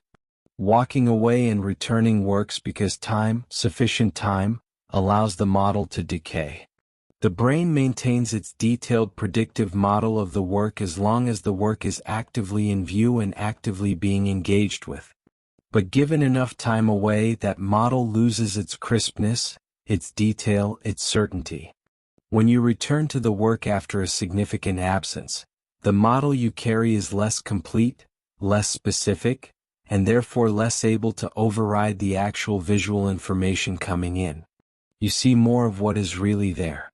Viewing the work in different light works because the model was built under specific lighting conditions, and those conditions are baked into the model's representation. Change the light, and the information reaching the eye is genuinely different enough to partially defeat the predictive model and require more complete processing. All of these techniques are doing the same thing. They are handing the brain something that its existing model cannot fully account for, forcing genuine perception rather than recognition, forcing it to see rather than simply to know. And the fresh eye that results, that brief, extraordinary window of genuinely clear seeing, is not a trick or an illusion. It is actually more accurate than the fatigued seeing it replaces. It is a temporary restoration of the objective perception that existed at the beginning of the work, before the model was built, when everything about the piece was still genuinely new and the brain had no choice but to actually look. The fresh eye sees what is there. The fatigued eye sees what it expects. This is why the fresh eye is so valuable and why the deliberate cultivation of it is such an important part of any sustained creative practice. It is the mechanism by which artists maintain the ability to evaluate their own work honestly, to catch what needs catching, to see what is working and what isn't with something closer to the clarity of an outside observer. But there is another dimension to this phenomenon that goes beyond the practical question of how to evaluate work accurately while you are making it. It touches something deeper about the nature of creative perception and the ongoing practice of keeping the vision alive and growing. Because what is true of looking at a specific piece of work is also true, in a broader sense, of looking at the world. Extended familiarity produces the same kind of perceptual modeling in the larger domain of daily experience. The city you have lived in for years, the studio you work in every day, the faces of the people you love most, the landscapes you pass through on the same route again and again, all of these have been processed into models. Detailed, comprehensive, highly efficient models that allow the brain to navigate without the cognitive cost of full perception. But models are not the same as seeing. And a life lived primarily in relationship to models, to the known and the predicted and the efficiently recognized, is a life in which a great deal of the actual texture and detail and surprise of the world is going unperceived. Every technique that defeats the perceptual model in the context of looking at your own work is also, potentially, a practice for defeating it in the broader context of looking at the world.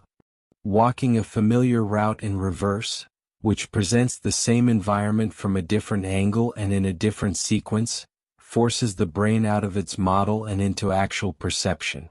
Looking at a familiar space from an unusual vantage point, from the floor, from a chair placed in an unusual position, from a doorway you normally only pass through, does the same.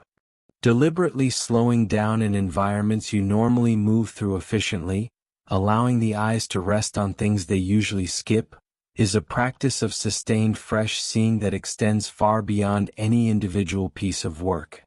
The artist who maintains genuine perceptual freshness, who keeps finding ways to see the familiar as though for the first time, is not just a better evaluator of their own work. They are a more alive perceiver of everything. The world keeps being new to them in a way that it stops being new to most people, because they have developed the practice of breaking their own models before those models can fully replace the reality they represent. This is one of the things that distinguishes the creative life, practiced with real commitment and real attention, from a life in which creativity is only occasionally visited. It is not primarily a difference in talent or skill or the quality of individual ideas. It is a difference in the quality of ongoing perception. A commitment to keeping the eye fresh, to refusing the comfort of the model, to continuing to actually look rather than simply to recognize. And it is a practice that is available to anyone. Not as a technique to be applied occasionally when the work becomes unclear, but as a sustained orientation toward experience. Toward the world as it actually is, in all its particular, unmodeled, uncategorized, inexhaustible specificity. The fresh eye is not something you have naturally and then lose. It is something you lose and then choose to recover. Again and again and again, through all the techniques and habits and deliberate disruptions of the familiar that keep genuine perception alive. Tonight, resting here, your eyes closed, the models are quietly loosening. The specific, detailed visual models that the day built up are beginning to relax their grip, the way muscles relax when they are no longer needed to hold anything up. Tomorrow, in the first moments of looking at whatever you have been working on, before the day has fully reassembled its modeling machinery, you will have a version of the fresh eye. A window, brief but real, of something closer to actual seeing. Use it. Trust what it shows you. It is telling you the truth about what is there. Cognitive flexibility increases with concept blending. There is a question that sits quietly at the heart of every creative practice, visited and revisited across an entire working life, never fully answered but always worth asking again. Where do new ideas actually come from? Not the competent ideas. Not the well-executed ideas. Not the ideas that fall naturally and easily out of what you already know how to do. The ideas that arrive because you have done enough of a certain kind of work for long enough that the next step presents itself without much resistance. Those ideas have their own value, and the work they produce has its own integrity. But they are not what this question is reaching for. The question is asking about something else. The ideas that genuinely surprise you. The ones that arrive and make you feel, even before you have fully developed them, that something has shifted, that you have found a door into a room you didn't know was there. The ideas that feel original not just to your own practice but in some larger sense, the ones that make people who encounter the finished work feel that they have seen or heard or experienced something that didn't exist before in quite this form. Where do those come from? The answer that creativity mythology tends to offer is that they come from nowhere. From inspiration, from the divine, from the mysterious and inexplicable gift of genius, from some source outside the ordinary workings of the human mind that visits certain people and not others, that cannot be cultivated or summoned or prepared for, only waited upon with appropriate humility. This is a romantic idea, and it has produced some beautiful stories. But it is not, as far as neuroscience and cognitive psychology can determine, accurate. And more importantly for the creative person who would like to have more of these ideas more reliably, it is not useful. You cannot develop a practice around waiting for the inexplicable. You cannot grow as a creative person by treating your best ideas as visitations from outside yourself.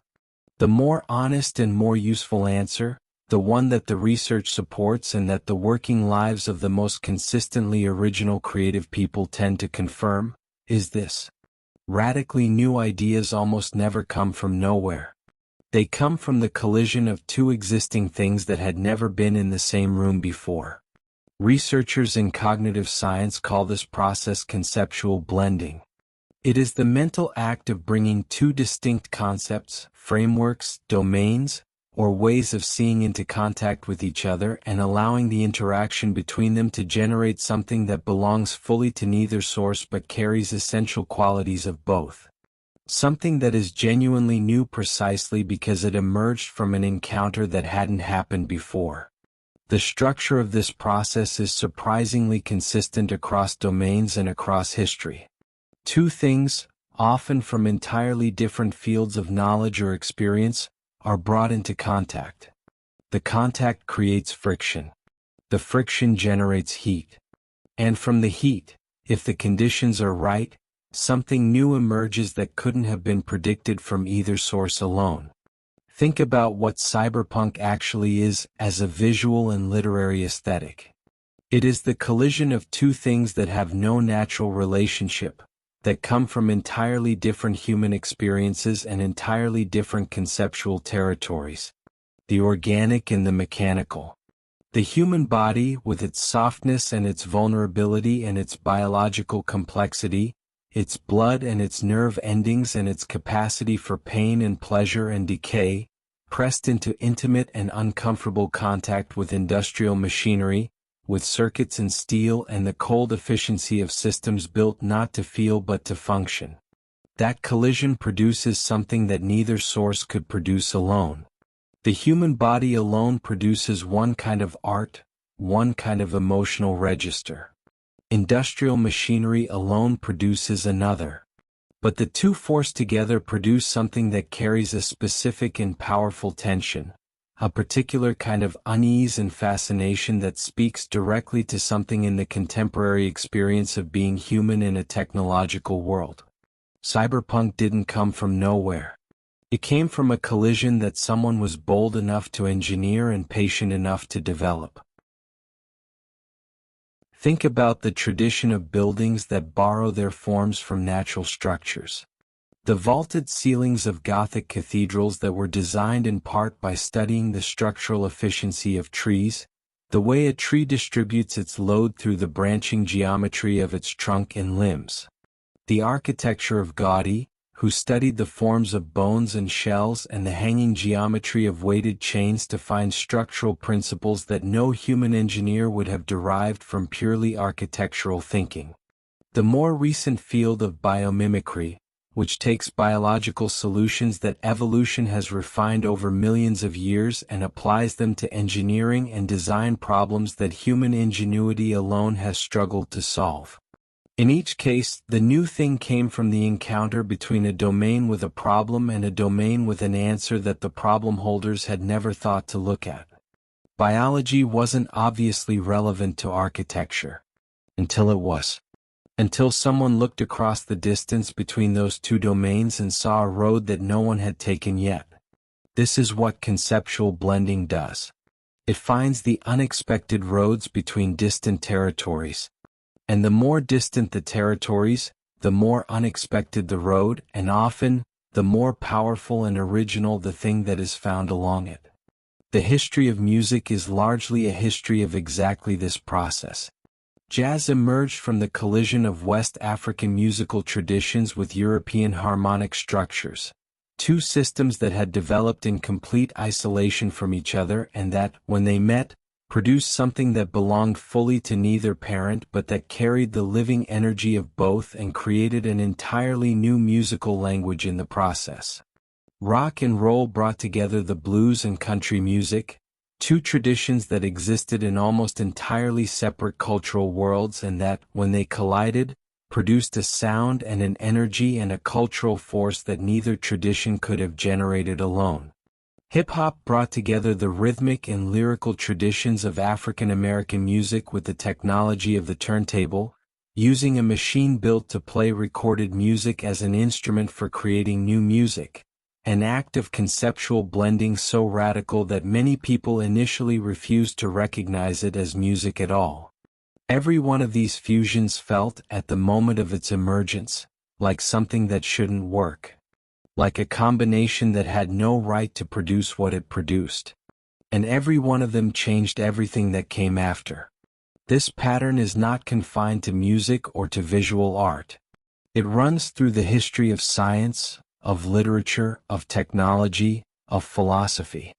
The most significant advances tend to happen not at the center of established disciplines but at the borders between them, where two different bodies of knowledge and two different ways of thinking come into contact and generate questions that neither field had thought to ask. The mathematician who brings a biologist's eye to questions about the structure of networks sees things that pure mathematics hadn't noticed. The physicist who turns their attention to the behavior of financial markets brings tools and frameworks that economics hadn't developed. The novelist who uses the structural logic of music to organize narrative time produces books that feel formally unlike anything the literary tradition had produced before. The architect who thinks like a geologist finds buildings that seem to have grown from the ground they stand on rather than being placed upon it.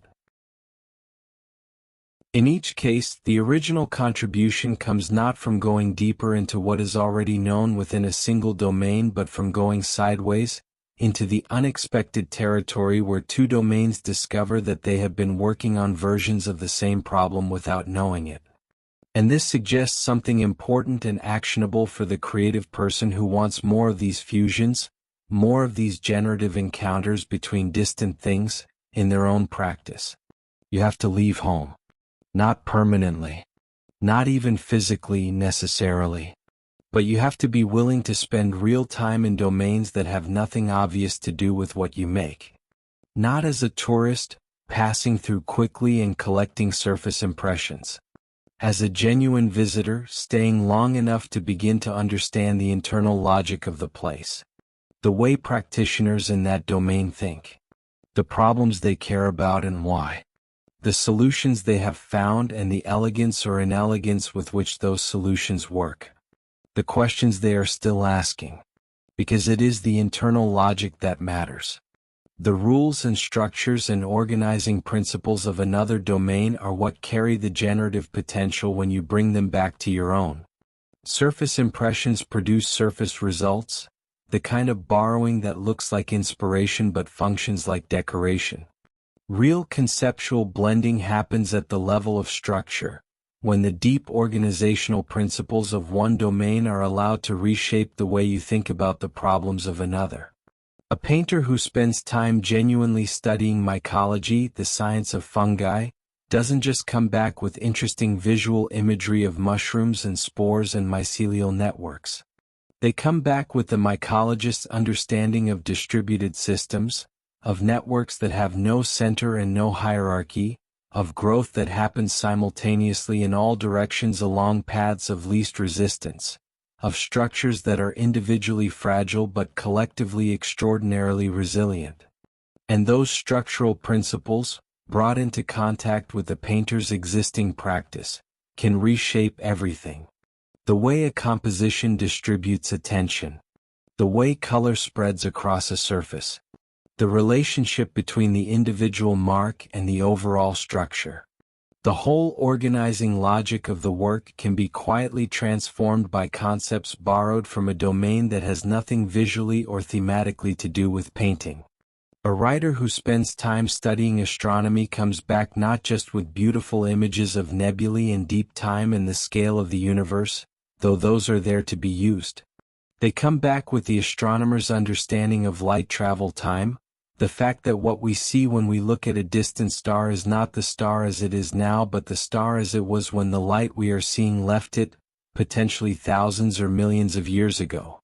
That we look up and see not the present but a layered palimpsest of different historical moments, all arriving simultaneously. Brought into contact with narrative structure, that concept can produce entirely new ways of thinking about time in fiction. About the relationship between what characters know and when they know it, about the nature of the past and how it is continuously present in the act of being perceived. The domain doesn't matter. What matters is the distance between it and your home territory, and the depth and seriousness with which you engage with it. The further away it is, marine biology, and the more genuinely you quantum understand physics, it, the more ancient productive the textile collision when you traditions, bring it back. The mathematics of crystalline structures. The history of navigation, the philosophy of language, soil science, the acoustics of concert halls, the economics of medieval trade routes. Any of these, taken seriously and brought into genuine contact with a creative practice in any medium, has the potential to generate something that couldn't have come from inside that practice alone. This is not dilettanteism. It is not the collecting of interesting facts to scatter through conversations or to use as superficial decoration. It is the deliberate engineering of the conditions under which genuinely new thinking becomes possible. It is the practice of manufacturing the collisions that the most original ideas emerge from.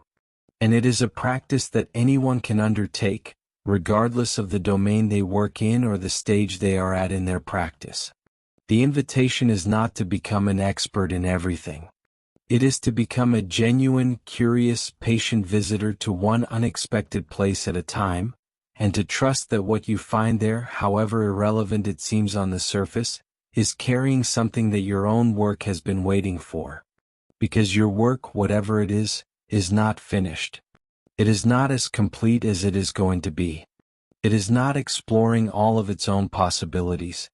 Some of those possibilities are waiting inside your existing practice, accessible through deeper work and sustained attention. But some of them are waiting somewhere else entirely. In a domain you haven't visited yet. In a way of seeing that you haven't borrowed yet. In the internal logic of something that seems, from the outside, to have nothing to do with what you make. The road between your practice and that distant domain is not marked. No one has walked it before you.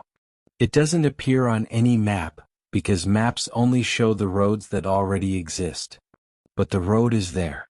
And the thing waiting at the end of it is something that only you, bringing your particular practice into contact with that particular domain at this particular moment, could make.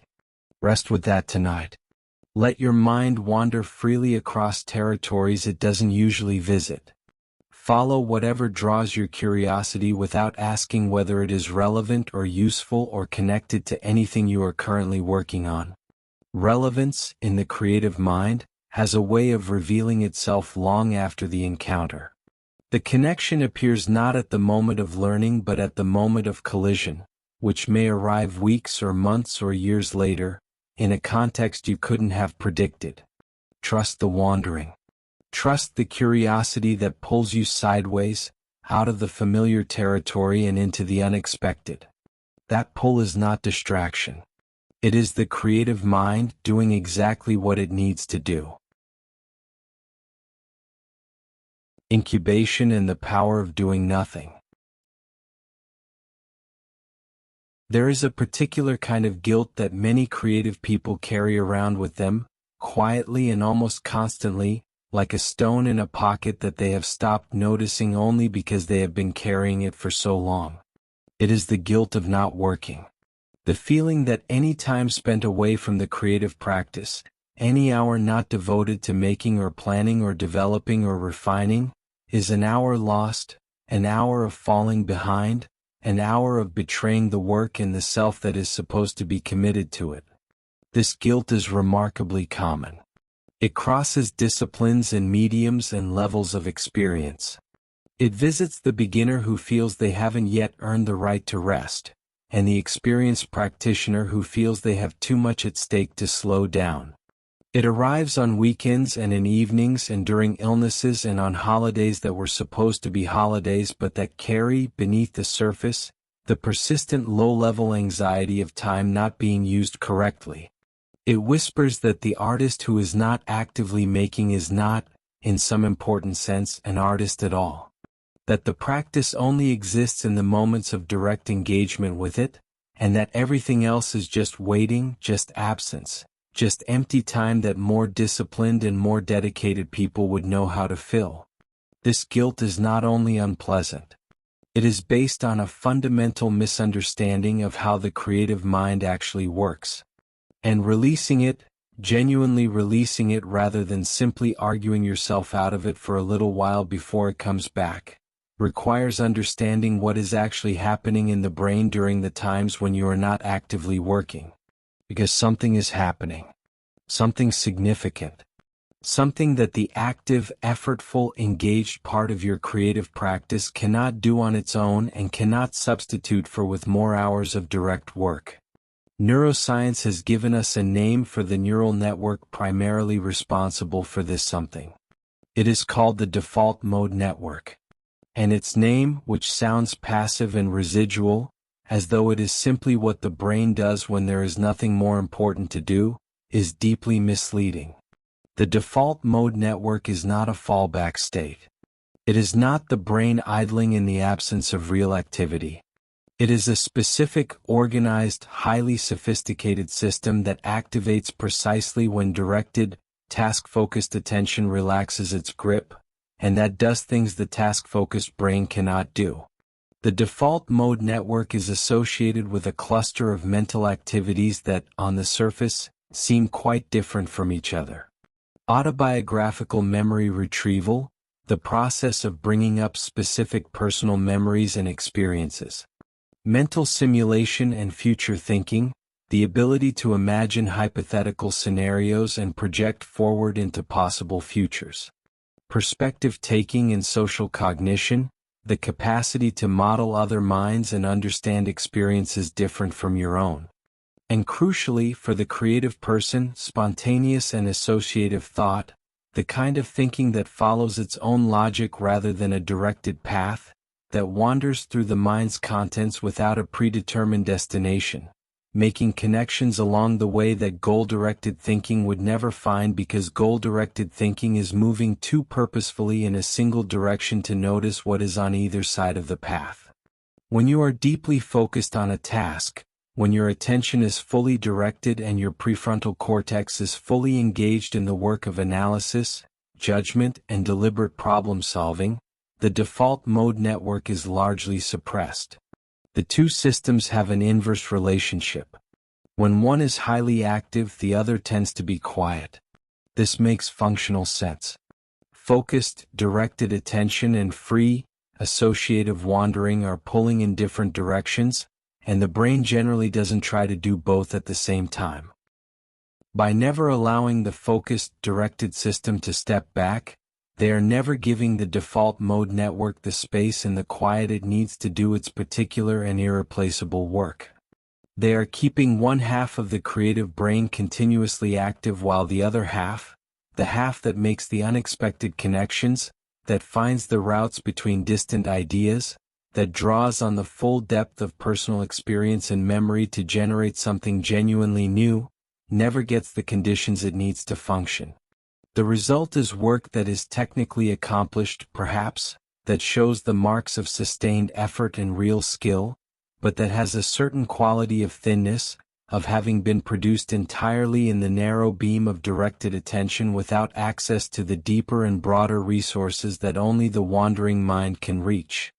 The research that established the default mode network's role in creative thinking emerged partly from studies of what scientists call the incubation effect. The incubation effect is the well-documented phenomenon in which people who step away from a difficult problem after an initial period of focused work, and engage in an unrelated, low-demand activity, subsequently show improved performance on the original problem when they return to it. Not marginal improvement. Significant improvement, of the kind that additional focused work on the problem during the same period would not have produced.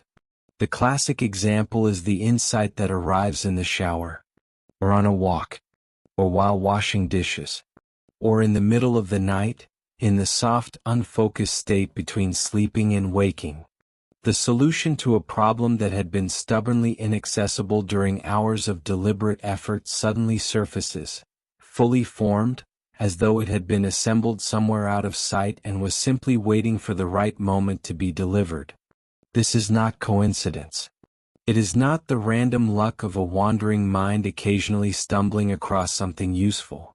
It is the default mode network doing exactly what it is built to do, working on the problem in its own way with its own tools, drawing on resources that the focused mind couldn't access, and delivering the result when the conditions allow it to surface into conscious awareness. The shower works not because there is something special about water or warmth or the particular quality of bathroom acoustics, though the mild sensory pleasure and the automatic, minimal cognitive demand of showering are genuinely part of the picture. It works because the shower is one of the few times in modern life when most people genuinely stop directing their own attention. There is nothing to check, nothing to respond to, no decision of consequence to make. The mind is freed from directed attention, and the default mode network comes online.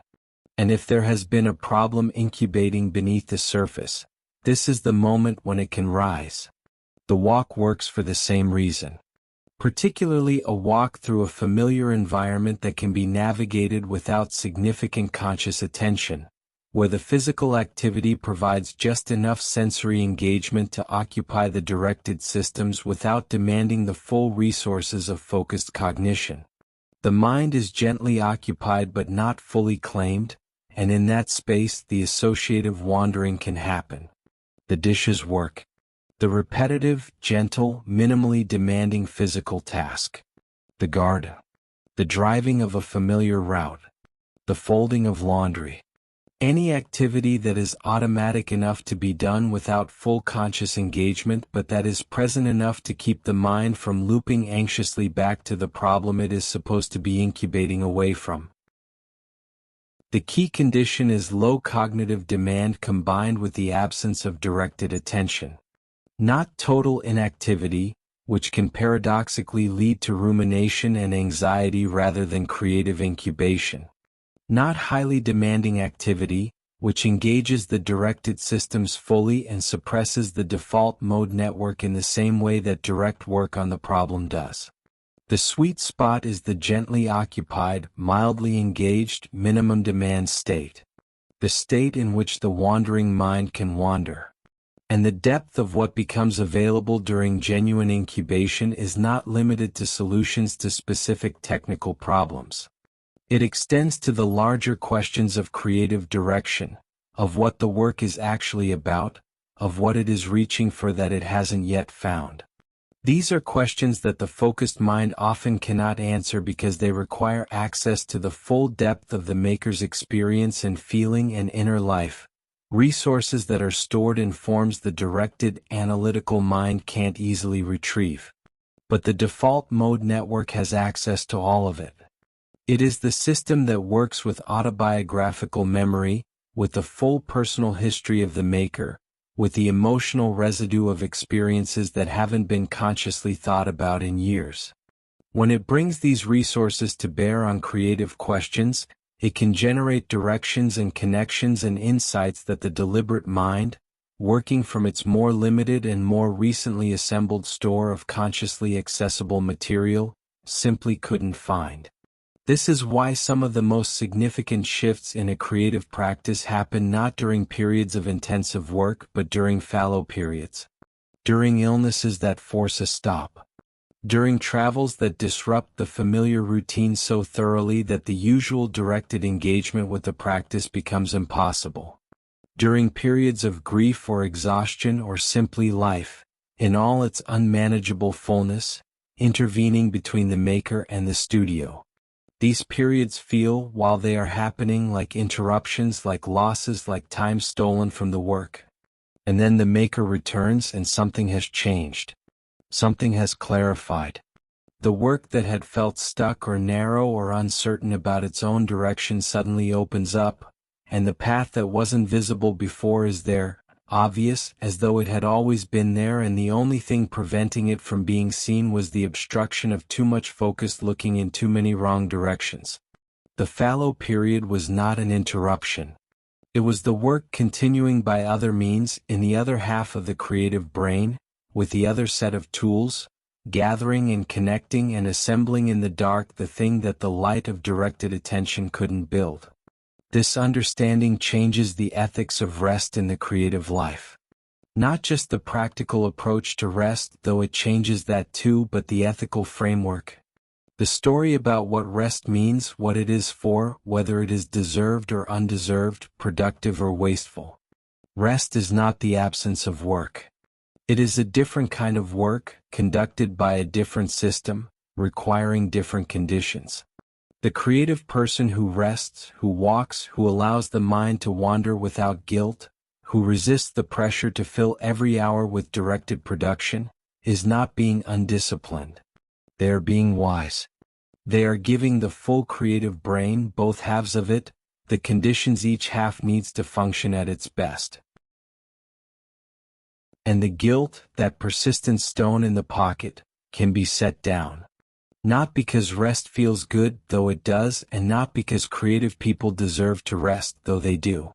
But because rest is not separate from the creative practice. It is part of it. An essential part, without which the other part becomes thinner and more effortful and less alive than it would otherwise be. The incubation period is not empty time. It is full time in a different register. Full of the quiet, invisible, extraordinarily productive activity of a mind that is finally free to do what focused attention was preventing it from doing. So the invitation in this ninth idea is one of the simplest and most radical that this entire journey has offered. When you feel the pull to stop, when the work has reached a place where pushing harder produces diminishing returns, when the problem is stubborn and the fresh approach is nowhere in the focused mind's repertoire, stop. Not as a defeat. Not as a temporary concession to weakness. As a deliberate and informed creative act. Put down the work. Go for the walk. Do the thing that is gentle and automatic and minimally demanding. Do the dishes. Sit in the garden. Take the long familiar drive. Lie exactly where you are lying right now and let your mind go where it wants to go, following its own associations without direction and without agenda. And know as you do that the work is continuing, that something is being assembled in the quiet of the default mode network that could not have been assembled any other way. That the apparent doing nothing is, beneath its surface, the most productive thing available to you in that moment. The insight will come. Not because you forced it, because you finally stopped forcing it and gave it the room it needed to arrive. You have been giving it that room tonight. Right now, in this restful, drifting, quietly wandering state, the default mode network is online and working. Drawing connections. Following threads.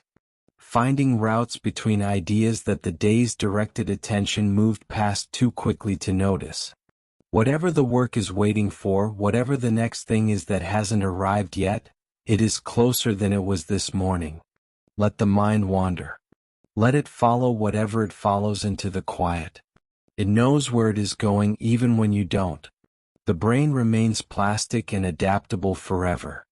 We have arrived at the final idea of this first journey together. And it is, perhaps, the most generous of all the ideas we have moved through tonight. The most unconditional. The most quietly radical in what it asks you to release and what it offers in return.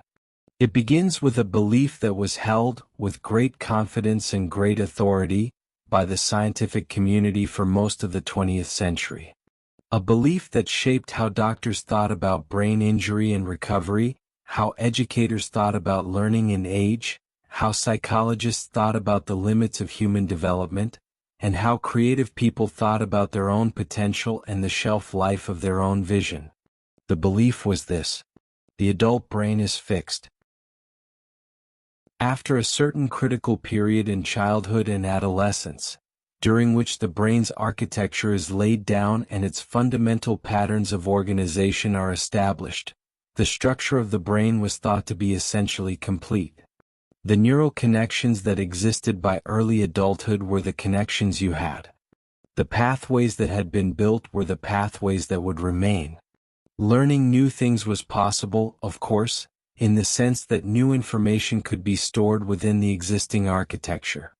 But the architecture itself, the fundamental structure of how the brain processed the world, was considered to be finished, set, beyond the reach of significant change. This belief had profound implications. It meant that the way you saw the world by a certain age was largely the way you would always see it. It meant that the creative capacities and perceptual habits and aesthetic sensibilities that had developed in your formative years were your permanent endowment, to be refined and polished but not fundamentally transformed. It meant that there was a closing window, a point after which the deep adaptability of the brain was no longer available, and what you had was what you would always have. For creative people, this was a particular kind of limitation. It implied that the most significant perceptual and imaginative development happened early, and that the years beyond a certain threshold were years of working with a fixed instrument rather than a continuing growing one. That the brain of the 50-year-old artist was not genuinely different from the brain of the 30-year-old artist who had preceded it, only better practiced at using the same underlying equipment. We now know that this belief was wrong. Not partially wrong, not wrong in its details while correct in its broad outlines, but fundamentally, significantly, beautifully wrong. The adult brain is not fixed. It never stops changing. It is, throughout the entire span of a human life, a dynamic, continuously reorganizing system that forms new neural connections, strengthens existing ones, allows underused pathways to weaken and fade, and physically restructures itself in response to new experiences, new learning, and new demands. This capacity is called neuroplasticity, and it does not have an expiration date. The evidence for lifelong neuroplasticity comes from many directions and has accumulated across several decades of increasingly sophisticated research. Studies of people who learned new skills in adulthood showed measurable changes in the brain regions associated with those skills. The brains of experienced musicians showed enlarged and more complexly organized representations of the fingers and hands in the motor and sensory cortices, not because musicians were born with different brains, but because years of sustained practice had physically reshaped those regions. London taxi drivers who spent years memorizing the extraordinarily complex street map of one of the world's most intricate cities showed measurably enlarged hippocampi, the brain region most associated with spatial navigation and memory, compared to non-taxi drivers. And the longer they had been driving, the more pronounced the difference. These were not subtle statistical effects. These were visible, measurable, structural differences in the physical organization of the brain, produced by experience and practice in adulthood. The brain had changed because it was used in a particular way. The instrument had been reshaped by the music it was asked to play. And this reshaping doesn't stop at any particular age. Studies examining neuroplasticity in older adults have found that the capacity for structural reorganization in response to new learning persists well into advanced age. Slower, perhaps, requiring more repetition and more sustained engagement to produce the same degree of change that comes more quickly to a younger brain. But present, real, available. What this means for the creative person is something that takes a moment to fully absorb, because it runs so counter to the story that our culture tends to tell about creativity and age and the arc of a creative life. There is no point at which your perceptual development is finished. There is no age at which the brain stops being genuinely changeable by new experience. Every new skill you learn, every unfamiliar medium you engage with, every new aesthetic territory you enter and spend real time in, every visual language you study that is different from the one you grew up with, all of these experiences are physically changing your brain. Changing the way it processes visual information. Changing the connections between the regions that handle perception and memory and emotion and meaning-making. Changing, in the most literal and material sense, the instrument through which you see and create. A painter who spends a sustained period working with clay is not simply learning a new craft that runs parallel to their painting. They are developing a relationship with form and space and the physical properties of material that is conducted entirely through the hands, through touch and pressure and the direct manipulation of three-dimensional volume, in a way that painting, however physically engaged, never requires. And when they return to painting, they return with a brain that has been genuinely reorganized by that experience. The relationship between the hand and the mark, between intention and physical outcome, between the imagined form and its material realization, has been altered at a neural level. The painting that comes after is made by a different brain than the painting that came before. Not a better brain necessarily in any absolute sense. A different one. One that has access to something it didn't have access to before. A sculptor who spends time working digitally, navigating three-dimensional form through a screen and a stylus rather than through the direct physical engagement of hands and material, develops neural pathways associated with a fundamentally different relationship to spatial thinking and to the process of making decisions about form. When they return to physical sculpture, those new pathways don't disappear. They remain, and they interact with the established pathways of the physical practice in ways that can produce entirely new approaches to problems that the purely physical practice had been solving in the same way for years. A musician who seriously studies a tradition entirely outside their own, who doesn't just listen to it admiringly from the outside but enters it and attempts to actually play it, to internalize its scales and its rhythmic structures and its ornamental vocabulary, is physically reorganizing the neural architecture of musical perception. The brain that returns from that encounter hears differently. Not just the new tradition but the original one. It hears it against a new background in relation to a new set of possibilities, with new questions available that the original practice, without the expanded context, would never have generated. Every genuine encounter with the genuinely unfamiliar is a physical event in the brain. Every sustained attempt to learn something outside the established territory of your practice is a restructuring of the instrument through which all your work is made and perceived. And there is no upper limit on this. No point at which the brain says, "Enough, I am as different as I am going to get, I have incorporated all the new experience I am capable of incorporating." The capacity remains. The plasticity is there. The brain, at every age and at every stage of a creative life, is still willing to be changed by what you ask it to engage with. Cézanne spent the last decade of his life making the Mont Saint-Victor paintings, returning again and again to the same mountain, finding in it not repetition but continuous revelation, each painting a different brain's encounter with the same subject. He was not refining a fixed vision. He was a changing perceiver in ongoing relationship with a fixed object, and the paintings record that change with extraordinary fidelity. Titian was making paintings of extraordinary power and innovation in his 80s and 90s, paintings that showed not the consolidation of a fixed style but a genuine dissolution and reimagining of the relationship between paint and form that influenced artists for centuries after his death.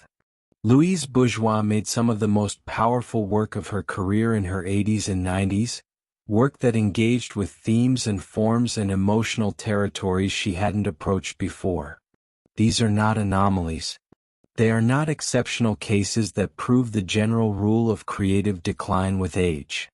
They are examples of what is possible when a creative person continues to engage genuinely with the unfamiliar, continues to ask the brain to reorganize itself around new experience, continues to treat the instrument not as something to be carefully preserved in its current form but as something still in the process of becoming. The creative life, lived with genuine curiosity and genuine willingness to be changed by what you encounter, is not a curve that rises and then falls. It is something more complex and more interesting than that. It is an ongoing reorganization of perception, conducted through the brain's extraordinary and lifelong willingness to be reshaped by experience. The peaks and the depths and the unexpected turns of that reorganization cannot be predicted in advance. They can only be entered into. And entering into them requires the same thing at every age and every stage: the willingness to be a beginner again. To pick up the unfamiliar tool with the awkward hands of the novice. To make the bad early work that every new medium demands before it begins to yield the good later work. To not already know. To let the process of learning change you rather than fitting the new material into the existing architecture of what you already do. This is the discipline that neuroplasticity asks of the creative person. Not the discipline of sustained effort within the established practice, though that has its own value and its own demands. The discipline of sustained openness to the genuinely new. The discipline of continuing to place yourself in situations where the brain has no established pathway and must build one. Where the existing models don't apply and must be set aside. Where you are changed by the engagement because the engagement is asking something of you that nothing has asked before. It is not always comfortable. The beginner state is uncomfortable for people who have achieved a degree of mastery elsewhere, who know what it feels like to work with fluency and confidence and the deep ease of long practice, and who find the clumsiness and uncertainty of genuine novicehood genuinely difficult to tolerate. But that discomfort is not a warning sign. It is a confirmation that the plasticity is being engaged. It is the feeling of the brain building something new. And the thing it builds, the new neural architecture that emerges from the sustained encounter with the unfamiliar, is added permanently to the instrument. It doesn't disappear when you return to the established practice. It becomes part of the brain that makes all the work from that point forward. Every new medium genuinely engaged with. Every unfamiliar tradition seriously studied. Every uncomfortable beginner experience endured. All of it is a permanent deposit into the perceptual and creative resources of a brain that is, and always will be, still becoming. You are not a finished instrument. You have never been a finished instrument. And you will not be one tomorrow or in 10 years or in 30 years, or at any point in the creative life that stretches ahead of you from this moment. You are a brain in the ongoing process of learning to see. And the brain you bring to that process tomorrow will be slightly different from the brain you brought to it today, because today happened. Because these ideas moved through you. Because you listened, and in listening, something in the architecture of your perception shifted, however slightly, however imperceptibly. Something new was connected to something old. Some door between two rooms that hadn't had a door before is now, quietly, open. That is neuroplasticity. Happening in you right now in the restful dark of this listening. The brain doing what it always does, reshaping itself around new experience, adding to the instrument, extending the range of what is possible for you to see and make and feel and understand. There is no ceiling on this. There has never been a ceiling. The story that told you otherwise was simply wrong, well-intentioned but wrong, and you are free to put it down completely and finally and without looking back. You are not too old. You are not too set in your ways. You are not too far from the beginning to reach something genuinely new. You are exactly where you are in an ongoing journey that has no fixed destination and no predetermined end, made by a brain that is still and will always be capable of becoming something it has never been before. And so we come to the end of this first journey through the infinite palette. 10 ideas. 10 invitations. Color that is born inside the mind and belongs entirely to the person who perceives it. Limitations that close the unnecessary doors and make the necessary one finally visible. The pattern-finding brain that reaches into chaos and pulls out forms that belong to no one else. The senses, softer at their edges than we assume, willing to speak each other's languages when asked.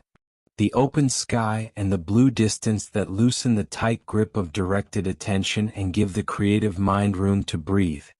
The hypnagogic corridor between waking and sleep, generous with images that the fully woken mind would never allow. The fresh eye that arrives when we look away long enough for the model to dissolve back into genuine seeing. The productive collision between distant domains that generates the genuinely new. The default mode network, working quietly in the background of every rest and every walk and every moment of apparent doing nothing. And the brain, plastic and adaptable and still becoming, with no expiration date on the depth of change it is capable of. None of these are instructions. None of them are things you must do or remember or apply correctly. They are permissions, offered quietly, without urgency, without deadline. Permissions to trust the color your mind makes. To work within the limitation without waiting for it to lift. To look at the chaos with soft eyes and see what rises. To let the senses blur at their edges in the service of something truer. To seek the open and the blue when the thinking feels too tight. To honor the corridor between waking and sleep and what it offers in those last drifting moments. To look away from the work and trust that the looking away is part of the work. To wander into the unfamiliar domain and bring back whatever it gives you. To stop without guilt and let the deeper mind assemble what the surface mind could not. And to pick up the unfamiliar tool with your beginner's hands and let it change you. The infinite palette has always been yours. Every color in it is one that only you can make. Every image that rises from the particular history of your particular perception is one that exists nowhere else and that the world has not yet seen. That is not a small thing. It is not a consolation offered to soften the difficulty of the creative life. It is the simple, literal truth of what it means to be a human being who makes things. The infinite, unrepeatable specificity of your perception is the source. Everything else, the skill, the technique, the knowledge, the craft, is in service of that source. In service of helping what only you can see find its way into a form that others can encounter. Rest now. Let these ideas settle into wherever ideas go when the conscious mind releases them. Let the default mode network take them and do what it does in the dark, connecting them to things you have known for years and things you half remember and things that have been waiting without a name for something to attach to. Sleep is close. The hypnagogic corridor is just ahead, and what waits in it tonight is already beginning to form, already beginning to take whatever shape it is going to take, already finding its colors in the infinite palette that lives, and has always lived entirely and inexhaustibly inside you. The infinite palette is yours. It has always been yours. Rest now.